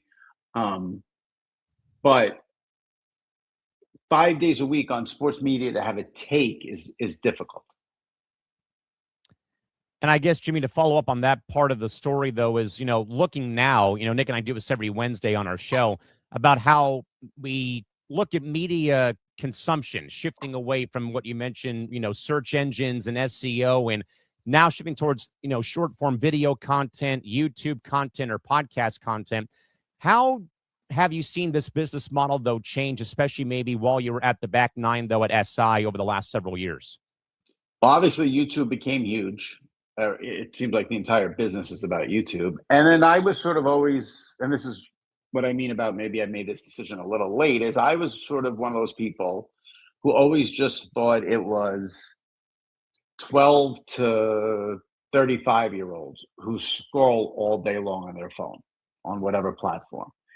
And I would say in the last year, especially, maybe 2 years, but year especially, my eyes sort of opened to the fact that is not a smart way of thinking, because all my friends are in their late 40s, early 50s, and every single one of them scrolls all day.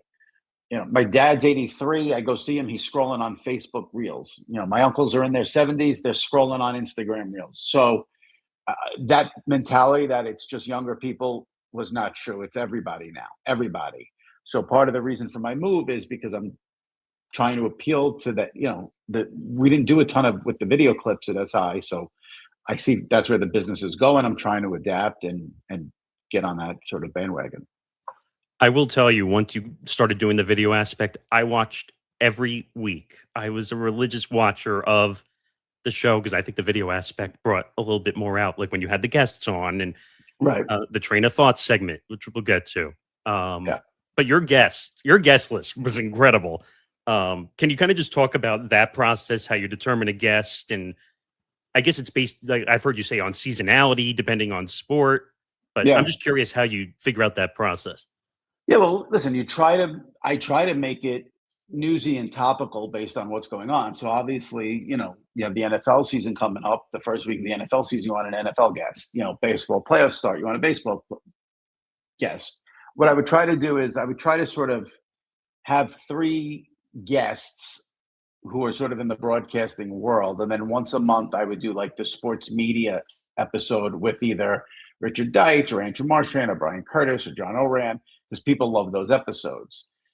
And, I would always try to get people who I haven't had on before. That was important to me. But the other thing is, too, you have weeks where you just want to talk to one of your regulars and have an easy conversation with someone. There are weeks where it's impossible to book, so you go to your go-tos. But the main thing was to try to be topical. I towards sort of my end of my run there with Sports Illustrated, I had on the Golics because they had started a new show with ESPN. So I had them on the week before they debuted a new show. I had Tony Reale on when he had started a new show. So you try to be as newsy as possible with the guests. Good way to look at it. With that in mind, though, I guess, Jimmy, when podcasting really, I think, began to explode in the media landscape, Was audio broadcasting something you probably had actively sought out, or did you initially view yourself strictly as a digital writer first, then podcast host second? No, because even during those Hot Clicks days, which was '07 to 2013, I had the Hot Clicks podcast, and there was no video; it was audio only. And we just, we named it after the column. I don't know the exact year I started. I probably started it in like '09 or 2010.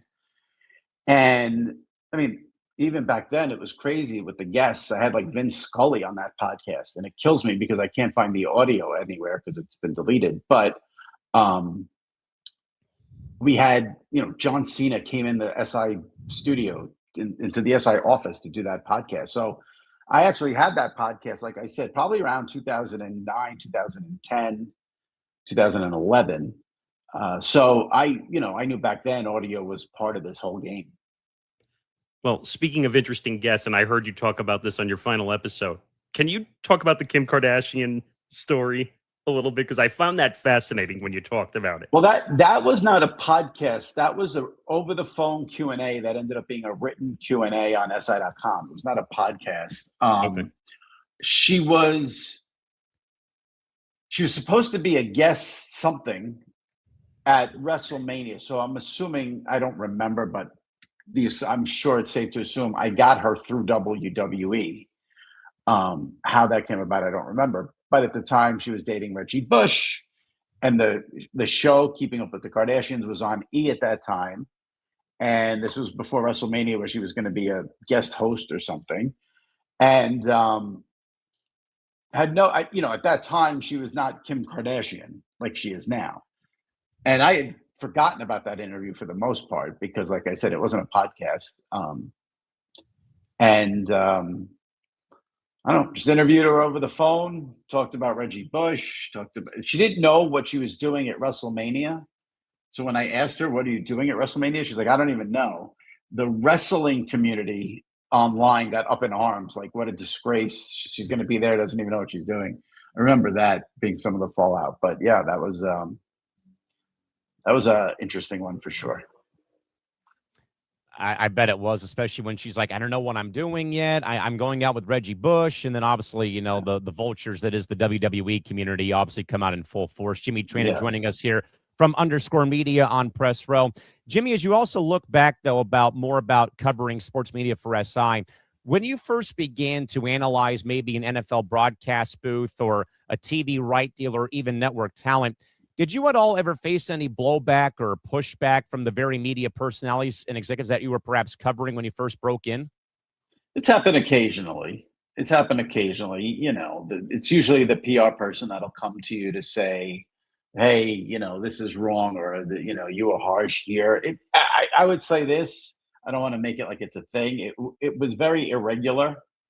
I mean, maybe it would happen twice a year.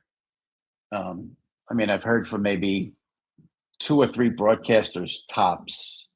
2 definitely, maybe 3 broadcasters over the years who had some problem with something. In terms of PR people, like I said, maybe once or twice a year they would come to me about something they didn't like.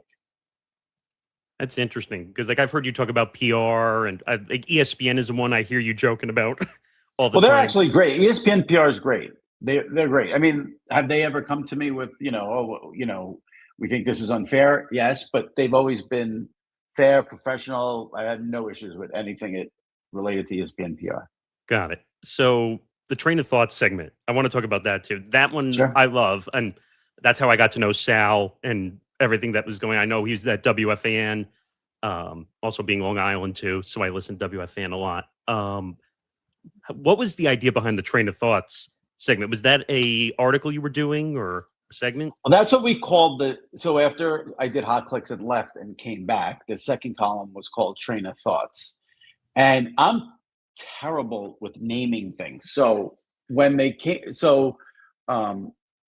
person who was in charge of podcasts at the time at SI came to me and said they wanted a sort of a segment on the podcast that was similar to the column, where I just ramble and give my thoughts like I do in the column.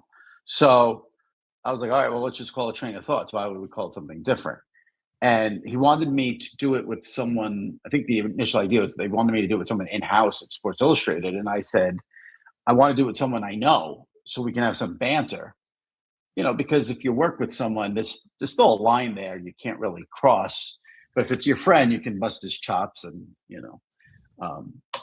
I think have way better banter and chemistry. So Sal obviously was in the radio business, which made it perfect. We didn't need someone who never did audio before, and we have to tell them, get on the mic and, you got to say this and don't give one way. I didn't have to do anything. It was a natural fit because Sal's great on the radio. So that's how that came about. And you guys are now like personal friends, like you hang out. Well, we were personal friends before that. That's okay. why I wanted to do it with him. We were personal friends long before that. Got it. So I guess now let's kind of transition now into the new project, Underscore Media. Now you're part of the launch project for this, right? You're not just going over there, like you're helping with the different stuff. Well, no, I mean, I'm here as talent who's going to do a podcast and a newsletter. We're officially launching on September 8th. Sal's a part of it, so Sal will have shows. John Jastrzemski's a part of it. He'll have shows. There'll be some newsletters. We're going to just, do some things maybe with live events, watch-alongs, stuff like that. So, I mean, I'm part of the launch, but it's my content that's basically part of the launch. Got it. So this is a new element for you. Like you're able to have more freedom in this space. I read you're going to do more video stuff, more podcasts. What are you going to do? 2 to 3 podcasts now a week? Is that the plan? Well, like you mentioned the segment with Sal, the Train of Thought segment. That SI was not putting that on YouTube. That will be on YouTube now every week. So you said you like to watch it on YouTube, so that'll be good for you. I could tell you that we're launching September 8th, but I couldn't wait anymore. So we taped an episode today and we're going to release it on Wednesday. So if you check YouTube or the Apple link, you'll see me and Sal there tomorrow on Wednesday. A little surprise episode for people. So it'll be 3 pods a week, but it's really the one pod that I did where I do the interviews with the Joe Bucks and the Troy Aikmans and Jim Nance. That'll be an episode. We'll have the second episode will be the Train of Thought segment with Sal. We're not changing anything, as everyone will see this week. And there'll be a third sort of wild card episode, which will probably be mainly me talking about sports media news of the week. Maybe I'll have a guest who maybe doesn't fit into the sports media criteria. And that's, how we're going to do it. Again, folks, Jimmy Traina joining us here today on Press Row from Underscore Media. Jimmy, I'm actually glad that Nick brought that up, though, about, or that you had brought up some of the guests you've had, though. Charles Barkley comes to mind, Jim Nance. And over the years, though, you've interviewed some of these big names in sports media or broadcasting. What would you say is probably your blueprint for getting a high-profile, guarded media figure to maybe in a way like unbutton the shirt a little bit, open up and actually speak candidly about their life, their career across maybe playing sports, but also being in the media space? Listen, it's not easy because I've always said this. When I have someone on for the first time, there's at least like a 20-minute feeling out process. I feel like no one gets comfortable until maybe after 20 minutes when they're on for the first time. I try to do a ton of research and I try to find something usually non-sports related to discuss with them. It's interesting because I do think my experience has been, I think a lot of those guests came on that podcast, and because it was a Sports Illustrated podcast, they expected a very straight, serious, no nonsense, highbrow podcast. But if I have JJ Watt on, I'm going to ask him about food because he tweets about food a lot. If, Joe Buck came on once and told a story about Troy Aikman hates anyone being late. So when I had Troy on, I played that clip of Joe talking about that. So to sort of make him loosen up, I try to go into a non-sports area, whether it's movies or music or anything like that. That's usually, but you have to do a lot of research to find out where they'll be comfortable. So the one thing I forgot to ask about the podcast, your whole thing is about conversational. It's not an A to B situation. Yeah. Was that a mindset when you took over the SI Media podcast to just be conversational rather than just saying, I'm going to ask a question. You're going to answer, and we're just going to go back and forth. Yeah, that was always my mindset from day one. I never wanted to do question, answer. I always wanted it to be a conversation because I do think when you have a conversation, that'll lead you into areas that maybe you don't expect someone to go into. So I think, listen, I grew up a diehard Howard Stern person. So if you listen to his interviews, they're usually conversational. I grew up Mike and the Mad Dog, so their interviews always were different. They weren't afraid to ask questions. They got right to the point. So I probably had that instilled in me. But also, like, even like I loved Letterman, and I always felt like those are just conversations more than question answer. Yeah, I mean, I think everyone's approach is different when you bring guests on. I like that you said, though, it may take 20 minutes or so to get people to maybe loosen up a little bit, and maybe they're a little uptight about things. So I definitely concur with that mindset. We're also Jimmy, talking about sports and sports media. It's not that important. Yeah, I mean that is very much true. Yeah. Jimmy, wanting to kind of in a way talk about Sal again. You and Sal have had some great, natural chemistry and banter over the years. How, though, did that dynamic develop over the years and time? And why do you think, though, that your back and forth resonated, though, so strongly with listeners and maybe those that are now viewing your content nowadays? Literally just what we talked about. It's a conversation. We don't plan that segment. We don't discuss the topics ahead of time. I do very little prep for that segment. I will, if I see a movie trailer, I'll jot a little note. If I watch something, I'll take a little note. If I see something in a game, I'll just take a little note. But I don't tell Sal what's coming. And I usually give Sal a chance. I'll say, you got anything from me? He'll say, oh, I wanted to talk to you about this. We don't talk about it ahead of time. And we just have that conversation that you're hearing is our first time discussing those things. So just like we talked about, conversational, just two friends chatting, restaurants, people really respond to the restaurants, the food, Sal's life with his wife and kid. And it's not planned in any way, shape, or form. I mean, I have 5 or 6 topics that I want to hit, but other than that, not planned. I mean, his TV watching habits make me laugh every week. How about him going to the movies at 8:00 in the morning? What a nut. That made me laugh Odyssey. Too. Yeah. I guess the final thing for me, I know you went through a podcast feed change because SI didn't give you the feed. I'm just curious your opinion. Like, we saw Russillo go through this with Spotify when he went to Barstool, didn't get his feed. Well, I thought he did get the feed. I could have sworn Russillo got his feed from The Ringer. Oh, did he? I thought Spotify blocked him. I could be wrong, but I thought. But you go ahead. But I guess, is that a frustration thing? I don't know if you really want to comment on that, but having to start over on a new feed, is that tough? Oh, you're right. I'm wrong. My bad. Ryan Russillo did not keep his feed. I thought he did, which is interesting because Barstool gives people their feed. Obviously, Alex Cooper is the most famous example of that.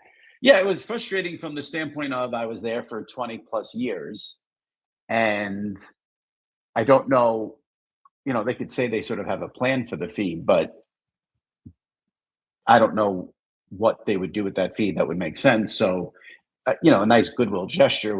Listen, legally, technically, contractually, they did not have to give me the feed. They were in every right not to give me the feed. If they gave me the feed, it would have simply have been a goodwill gesture. And I thought I should have gotten that. Got it. Well, Jimmy, thanks for being on. We appreciate it. Looking forward to having me. And I'm going to watch because like I told you, I'm a watcher every week. I look forward to you. I look forward to you and Sal. So I appreciate that. It's all on YouTube for you now. So, and I'm looking forward to it. All right. Thanks, Jimmy. Thank you, Jimmy, very much. You got it. Thanks.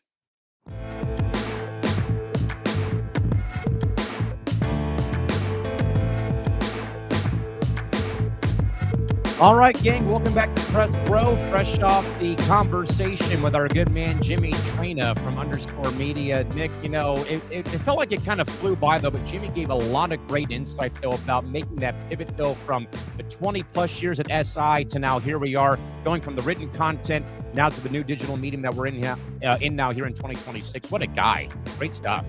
Yeah, I love Jimmy. I think he's great. He covers this media industry better than anybody else. And we've been fortunate over how long have we been doing this show together now?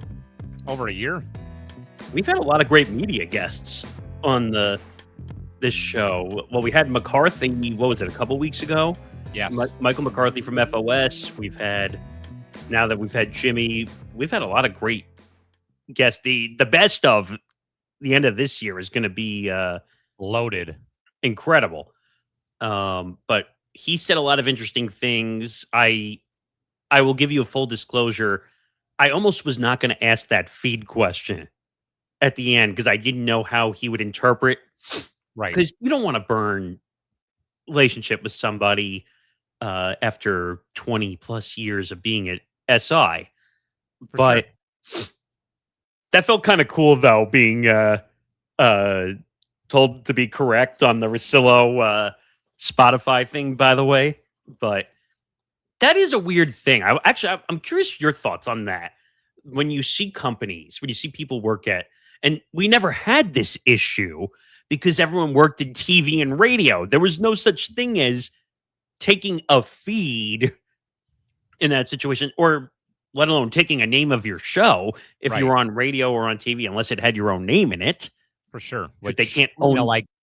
And I would say, for example, for Callan's Cranium, if the day ever came for some ungodly reason that I left ETB, I would hope that I could, take the rights to that to, a new individual platform or whatever it might be, though.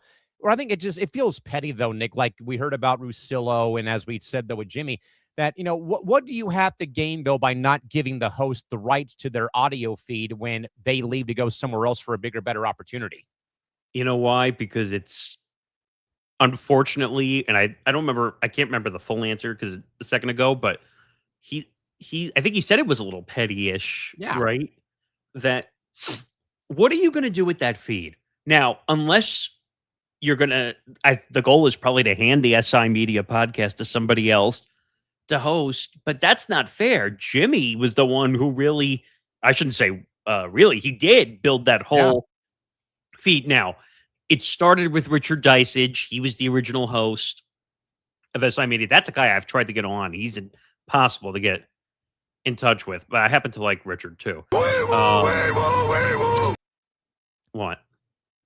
We have an exclusive story, Nick, from Ben Horney of Front Office Sports regarding Kalshi and deals with some of the Major League Baseball teams that broke on Tuesday night. It just happened?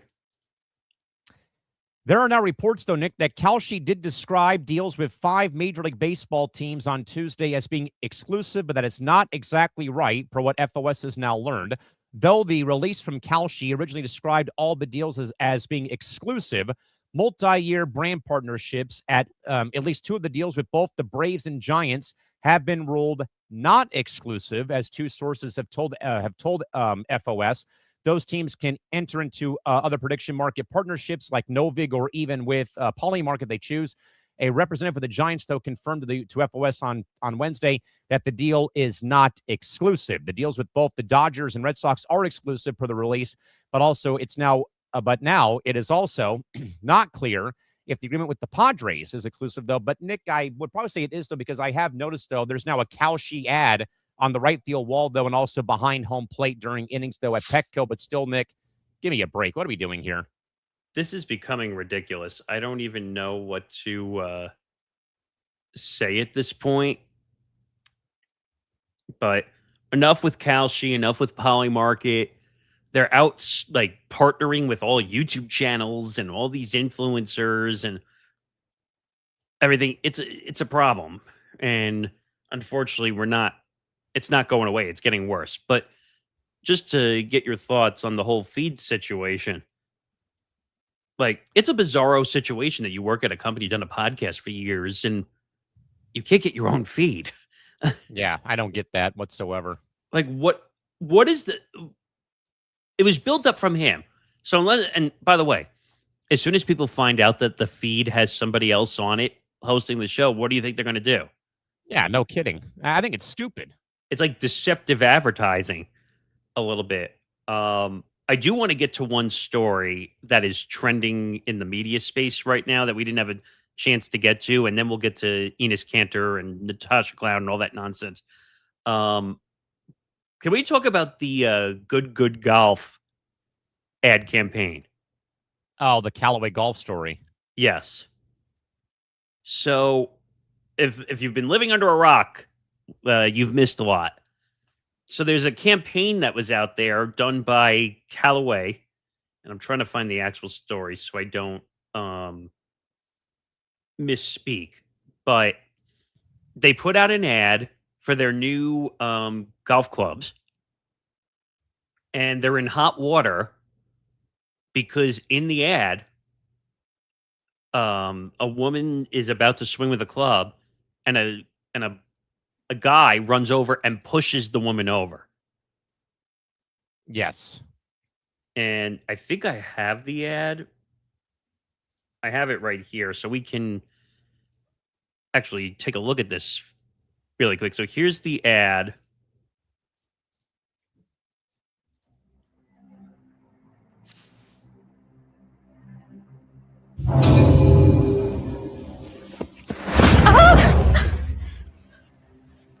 Do not touch my new driver.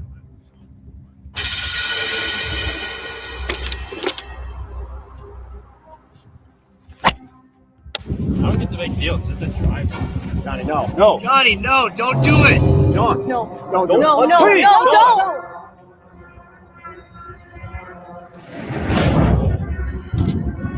Johnny, are you okay?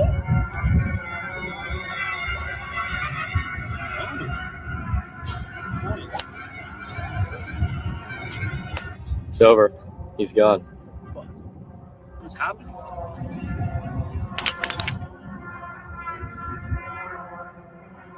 So this is the Bizarro ad.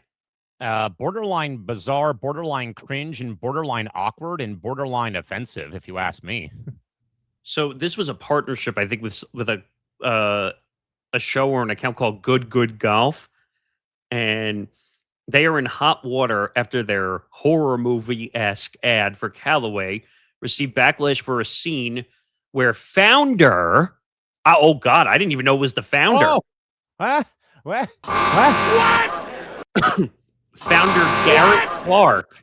Founder Garrett Clark shoves golfer Alexis Miatowski. Why is the founder pushing over a professional golfer in the first place? Well, I don't know if she's a professional golfer. It just says golfer. But Callaway CEO said it was, quote, inappropriate. I would think so. And didn't support the values of, quote, diversity and inclusion. PGA Tour CEO said, I think that's Dunlap, I think is the PGA Tour CEO, said Good Golf Championship is now in jeopardy. Apparently they had an event coming up. And the Golf Channel postponed the premiere of their reality series called Big Break Good. What? But here's the interesting thing that the person who posted this said. As for the ad itself, I thought it was of poor taste. I don't know how they thought this would be received well. It was poor judgment, but here's the problem. Callaway approved the ad. Why would you approve the ad if you think it's going to trigger people in this capacity is all I have to ask. It says they gave it the go-ahead, so they should receive equal shame and blame for this. Totally. As for the backlash, it's an overreaction, and much of it is a virtual signaling. Callaway claiming DEI is stupid. Yeah, I agree totally. Golf Galaxy threatening to pull sponsorship for the Big Break show will blow up in a week. Yeah, I don't agree with that. This is not good. I'm just going to say that. No, it's not. I don't know. Why would you make an ad like that, knowing it's going to cause a stir? Yeah, and it's not being funny either. I mean, they should be scrutinized. Yes, 1,000%. By the way, the founder? Why is first of all, that's rare that you see a founder in a commercial for why is more importantly, why is the founder in this ad and doing what he did? is all I have to ask. Good Golf has deleted and apologized for this video where a man shoved a woman. Social media users, including several high-profile golf personalities, described the ad as scary and endorsing violence against women. Bingo. They're right. I mean, and by the way, you want to know how bad it was? Callaway CEO issued an apology at 1 a.m. That part I don't agree with at all whatsoever. So it says Callaway CEO issued a 1 a.m. apology for an ad from Good Golf where the shoving happened. Chip Brewer, I don't know who that is, says the ad, which Good insists, was meant to spoof the movie Obsession. No. Do you know what that movie is? I don't know No. what. But it was approved by Callaway prior to posting. So Callaway's got to take one on the head if they approved it. They are dead wrong 1,000,000%. And my goodness, that's despicable. I'm sorry. So Golf Galaxy and Dick's Sporting Goods have pulled their good merchandise off of shelves. Good. Several PGA Tour superstores, Golf Galaxy's biggest competitor, have also pulled the brand's merchandise following backlash over its controversial Callaway ad. Front Office Sports did write a story about it. We'll quickly go through, and then we got to make our way through the rest of the stuff. Yeah, everyone's pulled the merchandise. The video does not reflect the values or our commitment to making golf welcoming for everyone. A PGA Tour Superstore spokesman said Golf Channel pulled the premiere of a new show with the YouTube group. They were going to put it on YouTube. Yeah, this is... You know how we say all the time that, like, you got to be careful what you post? Like all the damn time. You tell a certain somebody that maybe they should be careful what they post because it's going to come back to bite them one day. I mean, the backlash is real. That's all I can really say about this. Like, yeah. I just wanted to bring that up. The ad was distasteful, Nick. We'll actually stay in golf real quick, Nick. I know we got a lot of topics still to cover here, but we only got about 20 minutes left to go here in the show. But though, Nick, the other big news, though, in golf, though, of course, and also broke this morning, the LIV Golf season has come to a conclusion amid ongoing uncertainty about the league's future. The season finale came with major questions surrounding Saudi-backed financing and whether or not LIV's current structure will continue to exist or will continue in its current form. The league has consistently marketed itself as an alternative to regular professional golf, emphasizing team competition, shorter events, a different presentation, and different course antics that is not usually seen in the PGA circuit. The end of the season, though, therefore creates a massive opportunity to assess whether or not LIV actually can change pro golf or simply force the PGA Tour to change in response. Nick, did LIV actually change pro golf enough to justify everything it cost the sport? How about no? No. I mean, in my book, LIV Golf is a complete failure. In my book. Major failure. Because what was the notion that made them different from the PGA Tour? This goes back to what I said earlier about the NFL, that you shouldn't imitate the NFL because you're never going to beat it. So looking at LIV Golf, what made them stand out? That they just threw millions of dollars at these golfers. The only difference is you signed an actual contract to play for LIV Golf. On the PGA Tour, you go, you pay, you have sponsors that represent you, and you play. And LIV Golf, you get these ridiculous contracts. You get these ridiculous events. It reminded me of the new, what was it, the Happy Gilmore movie, yes. The second version where they put all the trampolines and the robots and the rainbow colored lights, and that's what LIV Golf was, though. Like, come on, people, this is golf, not a rock concert. LIV Golf was a spectacle. If to be truthful here, 100%. There's nothing. And the only reason that these big name golfers like the Brooks Koepkas of the world, who eventually went back to the PGA Tour, or who am I? Jon Rahm. Well, who's the one I can't stand right now? DeChambeau. Bryson DeChambeau. We read a report the other night that he won't come back unless the price is right. Wait, the price? Wait, you said the price is right? Wait, hang on a second. Where is it? Oh, yes.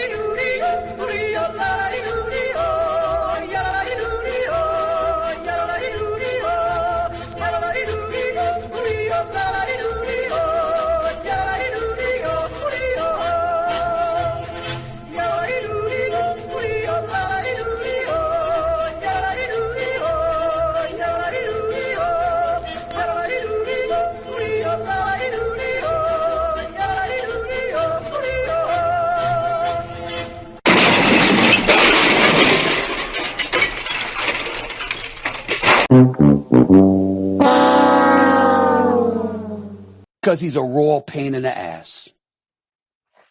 I mean, well, I hate Bryson, and I really don't care if Bryson sees this or not. I could care less. Bryson is the biggest egomaniac of all time when it comes to live golf. Bryson has made so much money between the PGA Tour, between live golf, his stupid YouTube channel. And usually I don't do this because I'm not mean and nasty like this.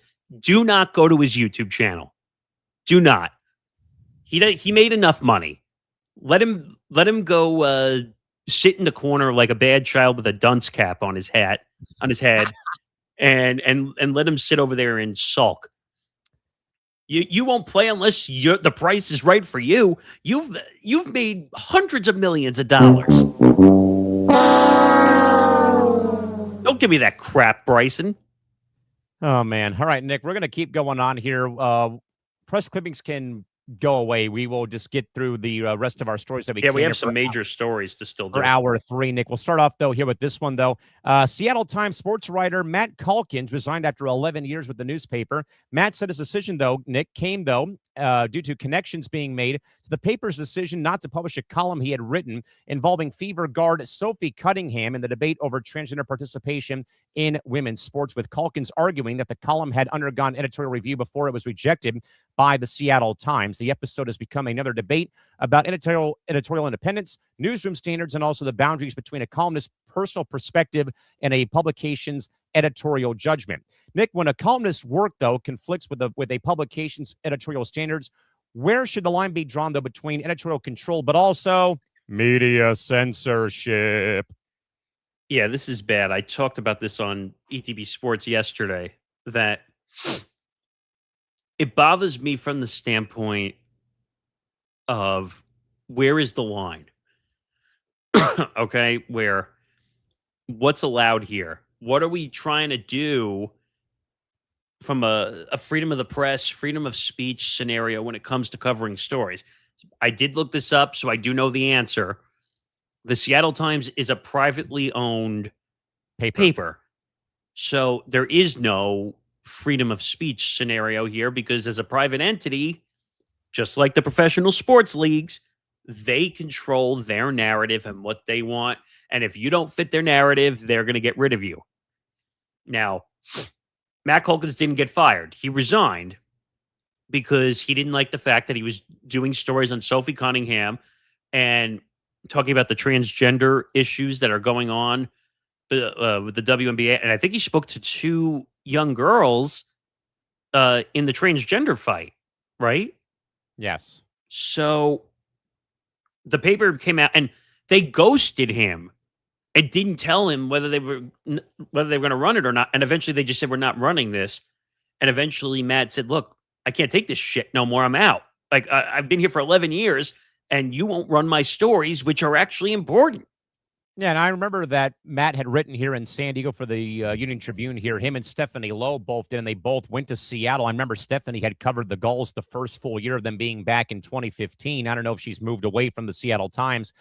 But again, Nick, this kind of goes back, though, a little bit to what we were talking about a bit at the top earlier in the show, revolving around, this news about TCU having them reject the credentials of the Fort Worth Star-Telegram. That, again, what are we doing here once more again, involving, freedom of, the freedom of the press, though? I know you're a private entity, though, but this still makes no sense to be, why send a writer to cover the game or the event, though? Because, again, we know that there was, protest around every Fever game now involving, both sides of the aisle being played here, that the writer does all this work, Nick, for basically nothing now, because the work never gets put out onto the publication. And now I think that Calkins has now launched the Substack. He has. He's already been on. Actually, believe it or not, I looked it up. He's got 4,000 Substack subscribers already. Good for him. He went from 5,000 followers on X to almost 80,000. Look, in today's industry, number one, and you've heard me say this for a long time, journalism, the real form of journalism, is dead. Yes. It's dead. And I know damn well that Zan and Tom would probably agree with you too. And I'm not looking to make the journalism industry mad at me. I'm pointing out the facts that writing has been on the decline for what? Close to 10 years? I'd say, yeah, and I would say ever since COVID hit too, yes. So the last 6 to 10 years. So writing it's like a bad flow chart. When you look at the stock market, it's literally just going down. And unfortunately, it's not making any money. And these private entities like the Seattle Times want to control the narrative. Geez, how many times have we said control the narrative on stuff today? I mean, especially with the news about TC revoking the credentials of the Fort Worth Star-Telegram today to go cover the game in Dublin. Now, why do you think people are going to Substack? Why do you think people are going to free platforms? Why do you think they're doing that? There's no one to answer to. There's no boss. Right.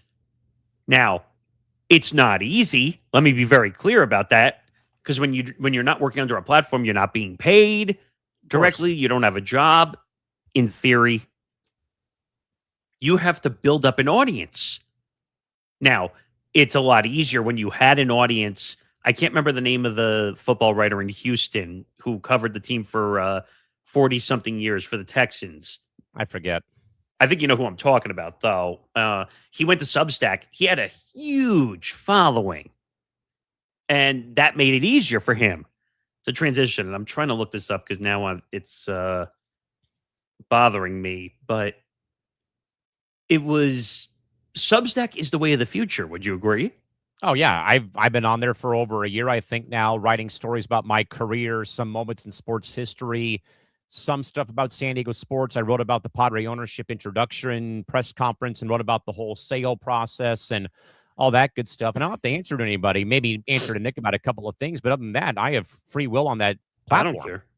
And to be honest, I don't care what you write. I mean, like, we'll do things together, but otherwise, I'm not telling you what to write, and nor would I tell you what to write. That's not my right. It's your column to write. But all right, Nick. Well, Nick, let's move on real quick here. Again, we're against the clock here with coming down the pipeline here of this episode. Nick, I love this story a lot, though. Ted Lasso is back on Apple TV Plus and has once again placed the fictional world of AFC Richmond into actual real-world soccer conversations. The show's connection to Apple TV makes its treatment of soccer media economics particularly interesting, as the MLS-Apple TV relationship remains one of the most ambitious attempts to move a major sports league to a streaming-first environment, and any joke or criticism directed towards the arrangement for a massively popular Apple TV series has the potential to reach an audience that may never read a conventional soccer business news story. Nick, does the joke from Ted Lasso poking fun at the Apple TV deal actually matter for the perception of the deal that was made? I say 1,000% yes. I mean, I think they're just trying to prove the fact that soccer just didn't work on Apple TV at all. And I've said that for a very long time.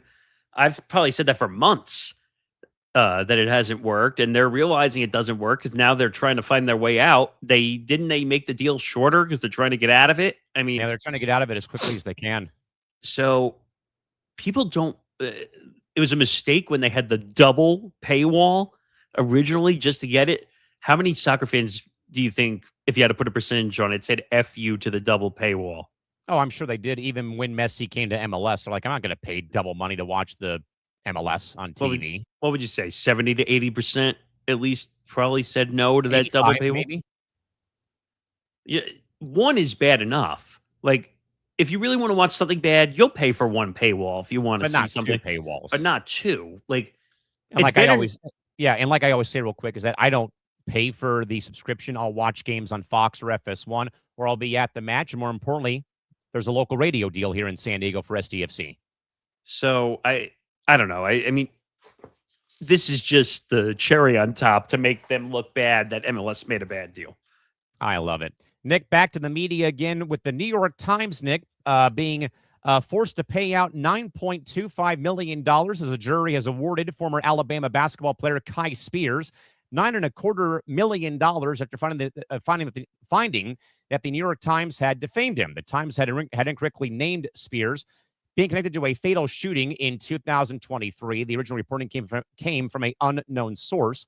The newspaper later corrected the story and published an editor's note, but Spears still pursued a defamation of character lawsuit. The verdict is substantial, though, for journalism, though, Nick, because the case involved a major national newspaper and an error concerning a young athlete who was publicly associated with a serious crime.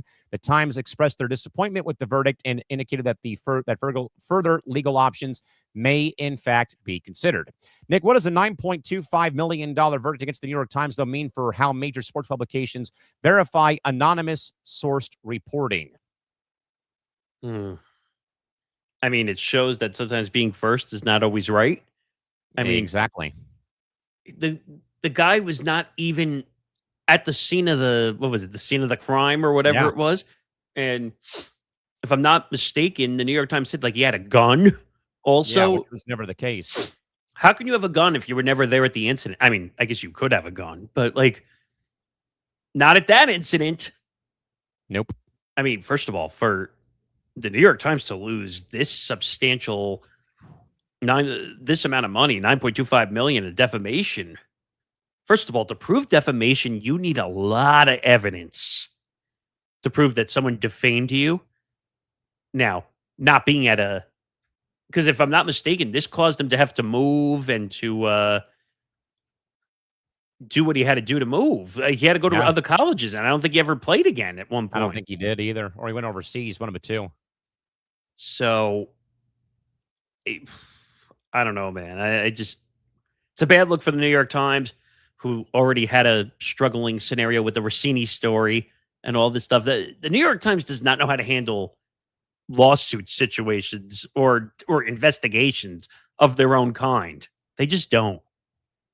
Nick, Carl Ravage finally called it quits after calling the Little League Classic between the Brewers and Braves on Sunday and signed off from MLB coverage for the final time after more than 33 years at the network as he joined ESPN back in 1993 and became one of the defining voices of network baseball and even college basketball coverage.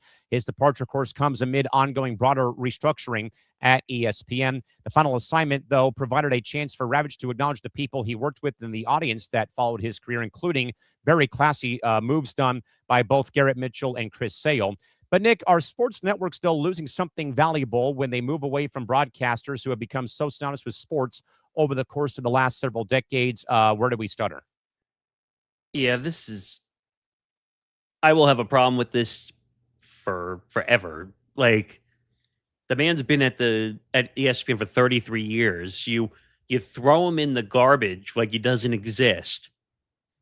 The man stayed on, did a couple more MLB assignments for ESPN, did the Little League World Series for crying out loud when he could have said, F you, and I'm out of here. And he still, I think, is going to be doing until they get to the final game on ABC in a couple of weeks.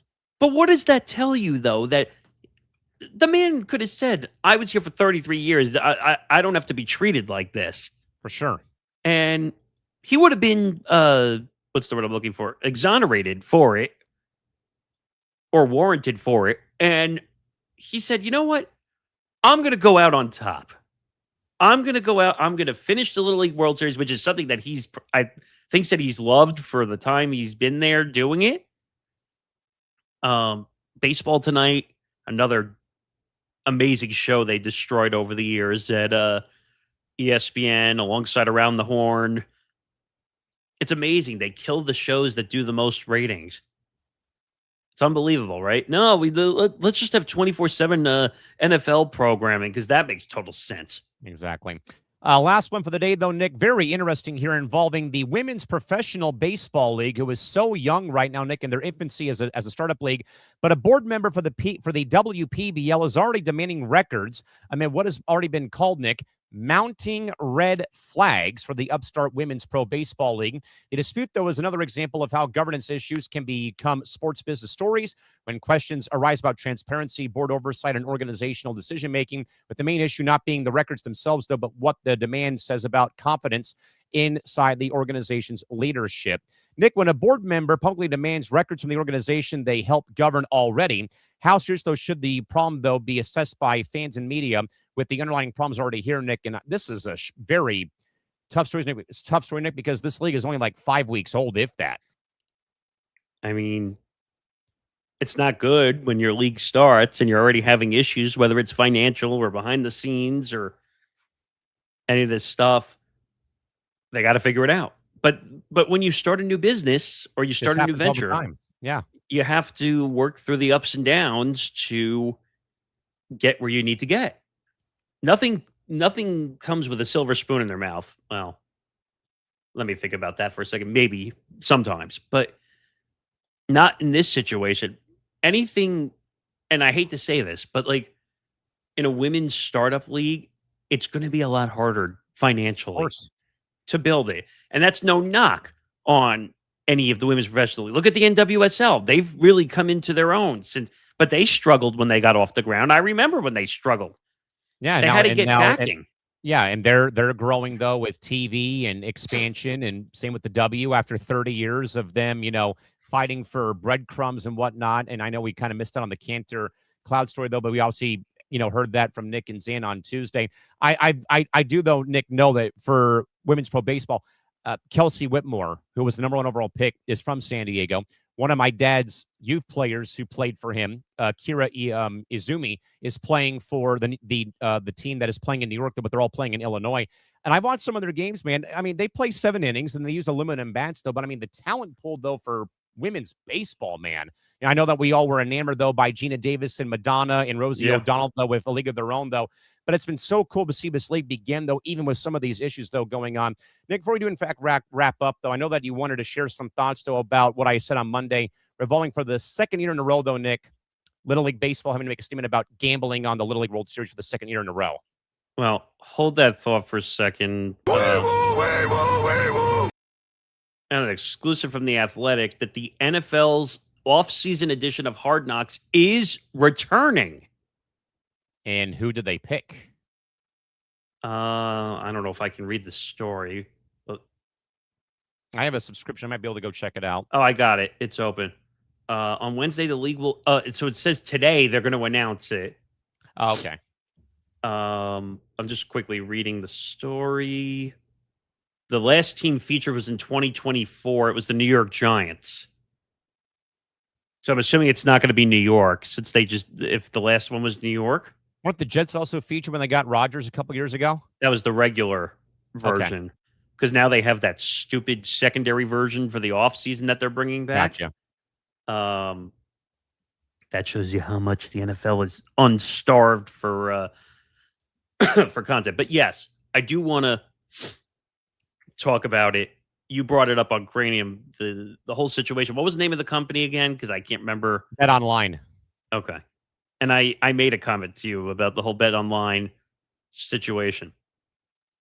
That if you didn't catch Callan's show on Tuesday early, they're allowing you to bet on Little League games. Well, it's not Little League. It's a Little League World Series, right? So I don't understand this. This reminds me of underage stuff with kids. You're betting on people who are not even legal to drive, legal to drink, legal to do anything in that regard. This just sounds like a company that's trying to forget the degenerate gamblers who are trying to make it. What about the company themselves? Right. They're trying to take advantage of a situation with small kids to make a buck. It's unbelievable to me what people will do, whether it's breaking the law, like we've talked about before today, or using your power to do what you want, Jed York, or disrespecting the fans and Deshaun Watson. We'll do anything to make a buck, meaning the athletes or the CEOs or the general managers in charge of teams. This is just a bad look in every way, shape, or form. You're going to put pressure on these kids to win games so that the dumbass, degenerate gamblers can win a buck? Really? Yeah, I said my piece on Monday. I mean, I'm floored for the second year in a row, Nick, that Little League had to make a statement when the tournament began about Well, betting on this tournament. the question I have is, did they have to make the statement again? Well, actually, I'm about to answer my own question Yeah, they because had of to. Bet Online. Yes. So I was going to 2 say, years in a row.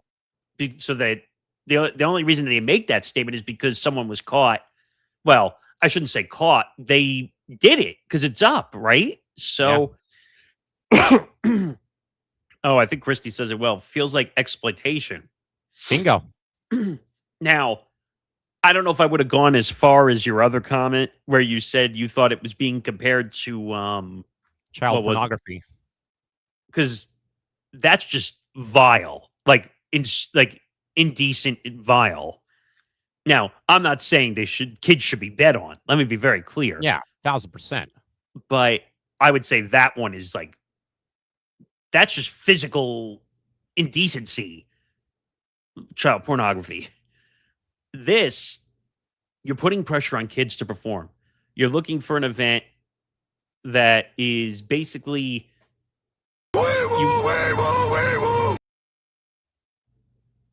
yes. Breaking news, Nick, from The Athletic. What? The NFL will no longer hold the Pro Bowl. What? The Wait, NFL what? The NFL is no longer hosting the Pro Bowl per a report put out right now by The Athletic.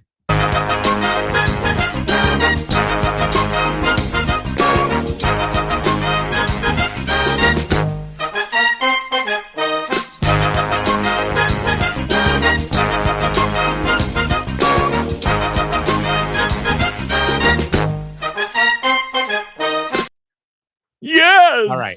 Okay, so here's what we have. Here's what we know right now before we sign off for the day. Per Jonathan Jones of The Athletic, within the last roughly half an hour, the Pro Bowl the Athletic has learned via Jonathan Jones that the Pro Bowl is in fact being eliminated. Woo! On Wednesday, league executives presented to team owners the future of the Pro Bowl, which will no longer have a standalone game, be it tackle or flag football, or even the Pro Bowl games. After surveying the players over the years, the NFL will now make the Pro Bowl effectively a individual performance award and honor, and that is it. Really? That's what they're doing. 88 players will receive the Pro Bowl honor with no alternates, correlating a key aspect of the All-Star event that had gotten out of whack in recent seasons. That is unbelievable. I mean, I'm happy about it. The game is stupid, in my opinion. There's nothing to gain from it, right? I mean, so going in further here, Nick, in place of the Pro Bowl games, Pro Bowlers will be invited out to Los Angeles for an in-person celebration in February leading up to the Super Bowl, I would assume. The process of selecting Pro Bowlers will remain the same as ballots cast by fans and coaches are weighted equally to determine the selection of the 88 players on offense, defense, and special teams across both the American and National Football Conferences. For many years, league executives have informally surveyed players about how to fix the Pro Bowl. Earlier this summer, NFL Executive VP of Football Operations Troy Vincent Sr. was on a call with more than a dozen star players, including Jalen Hurts, Jalen Ramsey, George Kittle, Deion Dawkins, and others. And they all made clear they wanted to properly honor and celebrate Pro Bowlers, including those who make the Super Bowl, after years of feeling the honor had become something less than what it should be. I mean, I'm happy about this. That game has been a joke for years. Years. You think it's been a joke ever since, Nick, that they made the game the same week of the Super Bowl and it was no longer being held in Honolulu? Well, everyone wanted a free trip to Hawaii. That's why they would be happy to be voted in, because then it'll. You know what? I only remember the Pro Bowl because Ed Hockley refereed it one year and he threw a penalty flag and he says, "Yes, there's flags and penalties in the Pro Bowl too." Well, yeah, duh. I mean, I thought that was hysterical. I mean, it's great. I mean, but you know what? It was time for the Pro Bowl to go. You know what I mean? Like, it is what it is. It was time, and now you should put that in the gurus chat when they have to talk about that on Friday. I mean, my God, man. But yeah, that's a way to end the show. Oh my God. We're probably gonna have to do a bonus hour, probably on Kanter and Clouds. We didn't get to it today because there's a lot going on with that situation right now currently that we're gonna have to look at. But next show, September 2nd. Wow. Holy September already. We're going to be a little under 2 weeks away from the NFL season getting underway. We'll react to all the media stuff coming up with that and all the business stuff with that. What now? Nick, there is a story that broke last night, but involves another issue of a player trying to get back to college football out of the NFL or vice versa per the Miami Herald. Okay. Cam Vaughn of the Miami Hurricanes has reportedly filed a lawsuit against the Hurricanes and the NCAA in an attempt to enter the transfer portal little more than a week after the Hurricanes announced his dismissal from the program. What?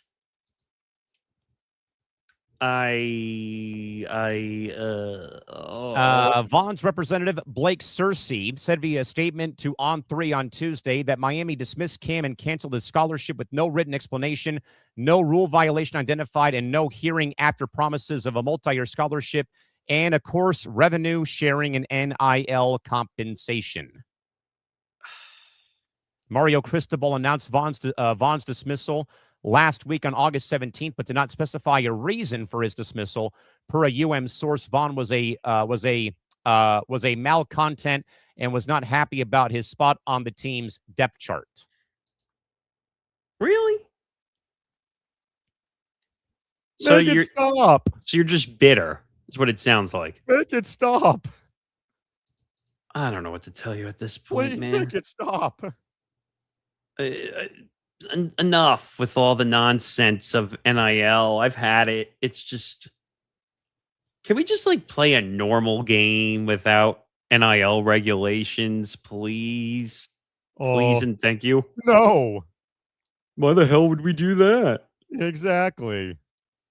But yeah, I guess that'll do it for the show. You got an extra 10 minutes out of us today. Thank you to Jimmy. It's like going to the gas station and pumping like the extra couple of cents out of the tank. Right. Exactly. That number's not fully correct up there for the amount of people watching. There is over 370 people watching us right now. So thank you. Looks like one of the Twitter accounts took a hit for some reason. It's been resetting on and off throughout the whole show. Damn you, goalposts. But it's thank you to the 370 plus people. I can tell because I'm looking at the numbers on the outside. So also real quick, I know this is a sports podcast, but deepest wishes to Dolly Parton and Tim Curry's family. I mean, what a rugged couple days for the entertainment world, by the way. Just wanted to throw that out there real quick. No, you're totally right. Dolly, I think, was 80 years old. They both were 80. Oh man. I used to working 9 to 5. I think about that. I also think about when she came to the Thanksgiving Day game for the Cowboys. Yes, years ago with the cheerleaders, like only Dolly Parton, right? Tim Curry being in the outfit on time. Three Musketeers with Tim Curry. I mean, by the way, she had courage to show up in an outfit like the cheerleaders too. No insult. She wasn't afraid of it either. Yeah, was not afraid to do it either. And what she did for her philanthropy, amazing. Dolly World. Yes. Also. People forget about Dolly World, but I never went to Dolly World. Where is Dolly World? I don't even know where that is. Tennessee. Oh, just like I'm thinking of the other thing. But yes, everything seems to be in Tennessee, all these parks. Dolly was fearless. Yes. But yes, wishes out to both those families as we slowly make it to the end of the year. It's sad watching that list on the New Year's drop. It hurts so bad, seeing every that. year. Every year. It's almost like a bad time capsule when you get to the end of the year when you see all the big names that have passed away, but yeah, that'll do it for the show. Next show, September 2nd. First show is September, which means we have about 2 months and 2 weeks before the best ofs come up. It's unbelievable, right? I mean, Yep. And I will tell you right now, we are going to be busy. You and I, you're probably going to get a 4-hour best of probably out of this show with the amount of interviews. 24 hours. Yeah, no. 12 hours. No. Even though we're trying to work on a 24-hour stream at some point. But that'll do it. September 2nd, 2 p.m. Eastern, 11 a.m. Pacific. You'll catch the two of us back at it again with more shenanigans across the world of sports media and business. Make sure you follow the show on social media at PressRowETB, across all social media platforms, Twitter, Instagram, and maybe someday when we get around to TikTok, at PressRowETB. Follow the Empty the Bench Network, Twitter, Instagram, and TikTok at ETB Network. A lot of stuff coming out of there. A lot of scheduling stuff coming out of there. Including the return of FP5 this evening with Zan Bando and James Myers. About time. I forgot to mention that too. So coming up in about an hour and 15 minutes from now, 6:30 p.m. Eastern, 3:30 p.m. Pacific, the premiere of Forever Power 5 Season 3, Episode 1 comes your way as they get you ready for Week 0 of the college football season. They will get you ready for TCU, North Carolina, the game in Dublin, best bets as well. They will get you ready for that, and they'll go over kind of the new format for FP5 as the Big Ten meets the Pac-12. Now, who would have thought we'd be saying that? Because James is a SDSU fan, and they're now in the new Pac-12. Do me one more favor, if you could just hit that last thing on the bottom. Oh, yeah, let me go and actually go and re-pull up my document here because I jumped out I could do it if you want. Yeah, go ahead. I jumped out of it early. Where is the read? Did you get rid of it? Maybe. I don't know. That's a Forever Power 5 read. Oh, this is good. That's not going to help. Let me see if I can quickly go into my doc. This is the blessing of live show. I think I got it. Looking at your weekend radar. Hey, that's a destination in 4 states. If you get the show reference, you do. Look at your weekend radar. There's a massive storm system brewing, and it's bringing a heavy downfall of sharp picks and cold hard spreads. Forget the boring old school pregame coverage. This isn't your granddaddy's regular NFL talk show. You need the ultimate weekend outlook before you lay down a single dollar, and that means tuning into the football forecast on the Empty the Bench Network. Lead meteorologist and football insider Johnny Montalbano and the entire ETB football crew break down every matchup on the board, from high-pressure defense to low-temperature upset alerts. They're delivering a 100% chance of high-value picks against the spread. Don't get caught in the rain on Sunday. Catch the football forecast every Friday during the NFL season at 7 p.m. Eastern, 4 p.m. Pacific, right here on the Empty the Bench Network. Get your forecast, track the lines, and weather the storm all weekend long, premiering September 11th. Only on the Empty the Bench Network. Make sure to subscribe to our YouTube channel, youtube.com/ETB Network, to find out more. Exactly. Thank you, Don. Thank you, Don LaGreca, by the way. Yeah. But that'll do it for the show. Like I said, tune in about an hour and 15 minutes. Season 3, Episode 1, premiere of Forever Power 5. Sam Bando, James Myers, Big Ten, Pac-12. They clash together to bring you everything that's going on in the world of college football, and they will be on after us now every Wednesday. So we will be the lead-in to Forever Power 5. Also, don't miss one of the final 2 episodes of Tough Enough, which airs tonight at 9 p.m. Eastern. We pushed that back to get Forever Power 5. So you still got a double feature after us, Forever Power 5 and Tough Enough, 6:30 Eastern and 9 p.m. Eastern. Follow me. So don't go anywhere. There's plenty of programming coming on after us. And until then, we will see you next week for another edition of Press Row. He's Callan McClurg. I'm Nick Morgasen. Have a good day, everybody. We'll see you next week.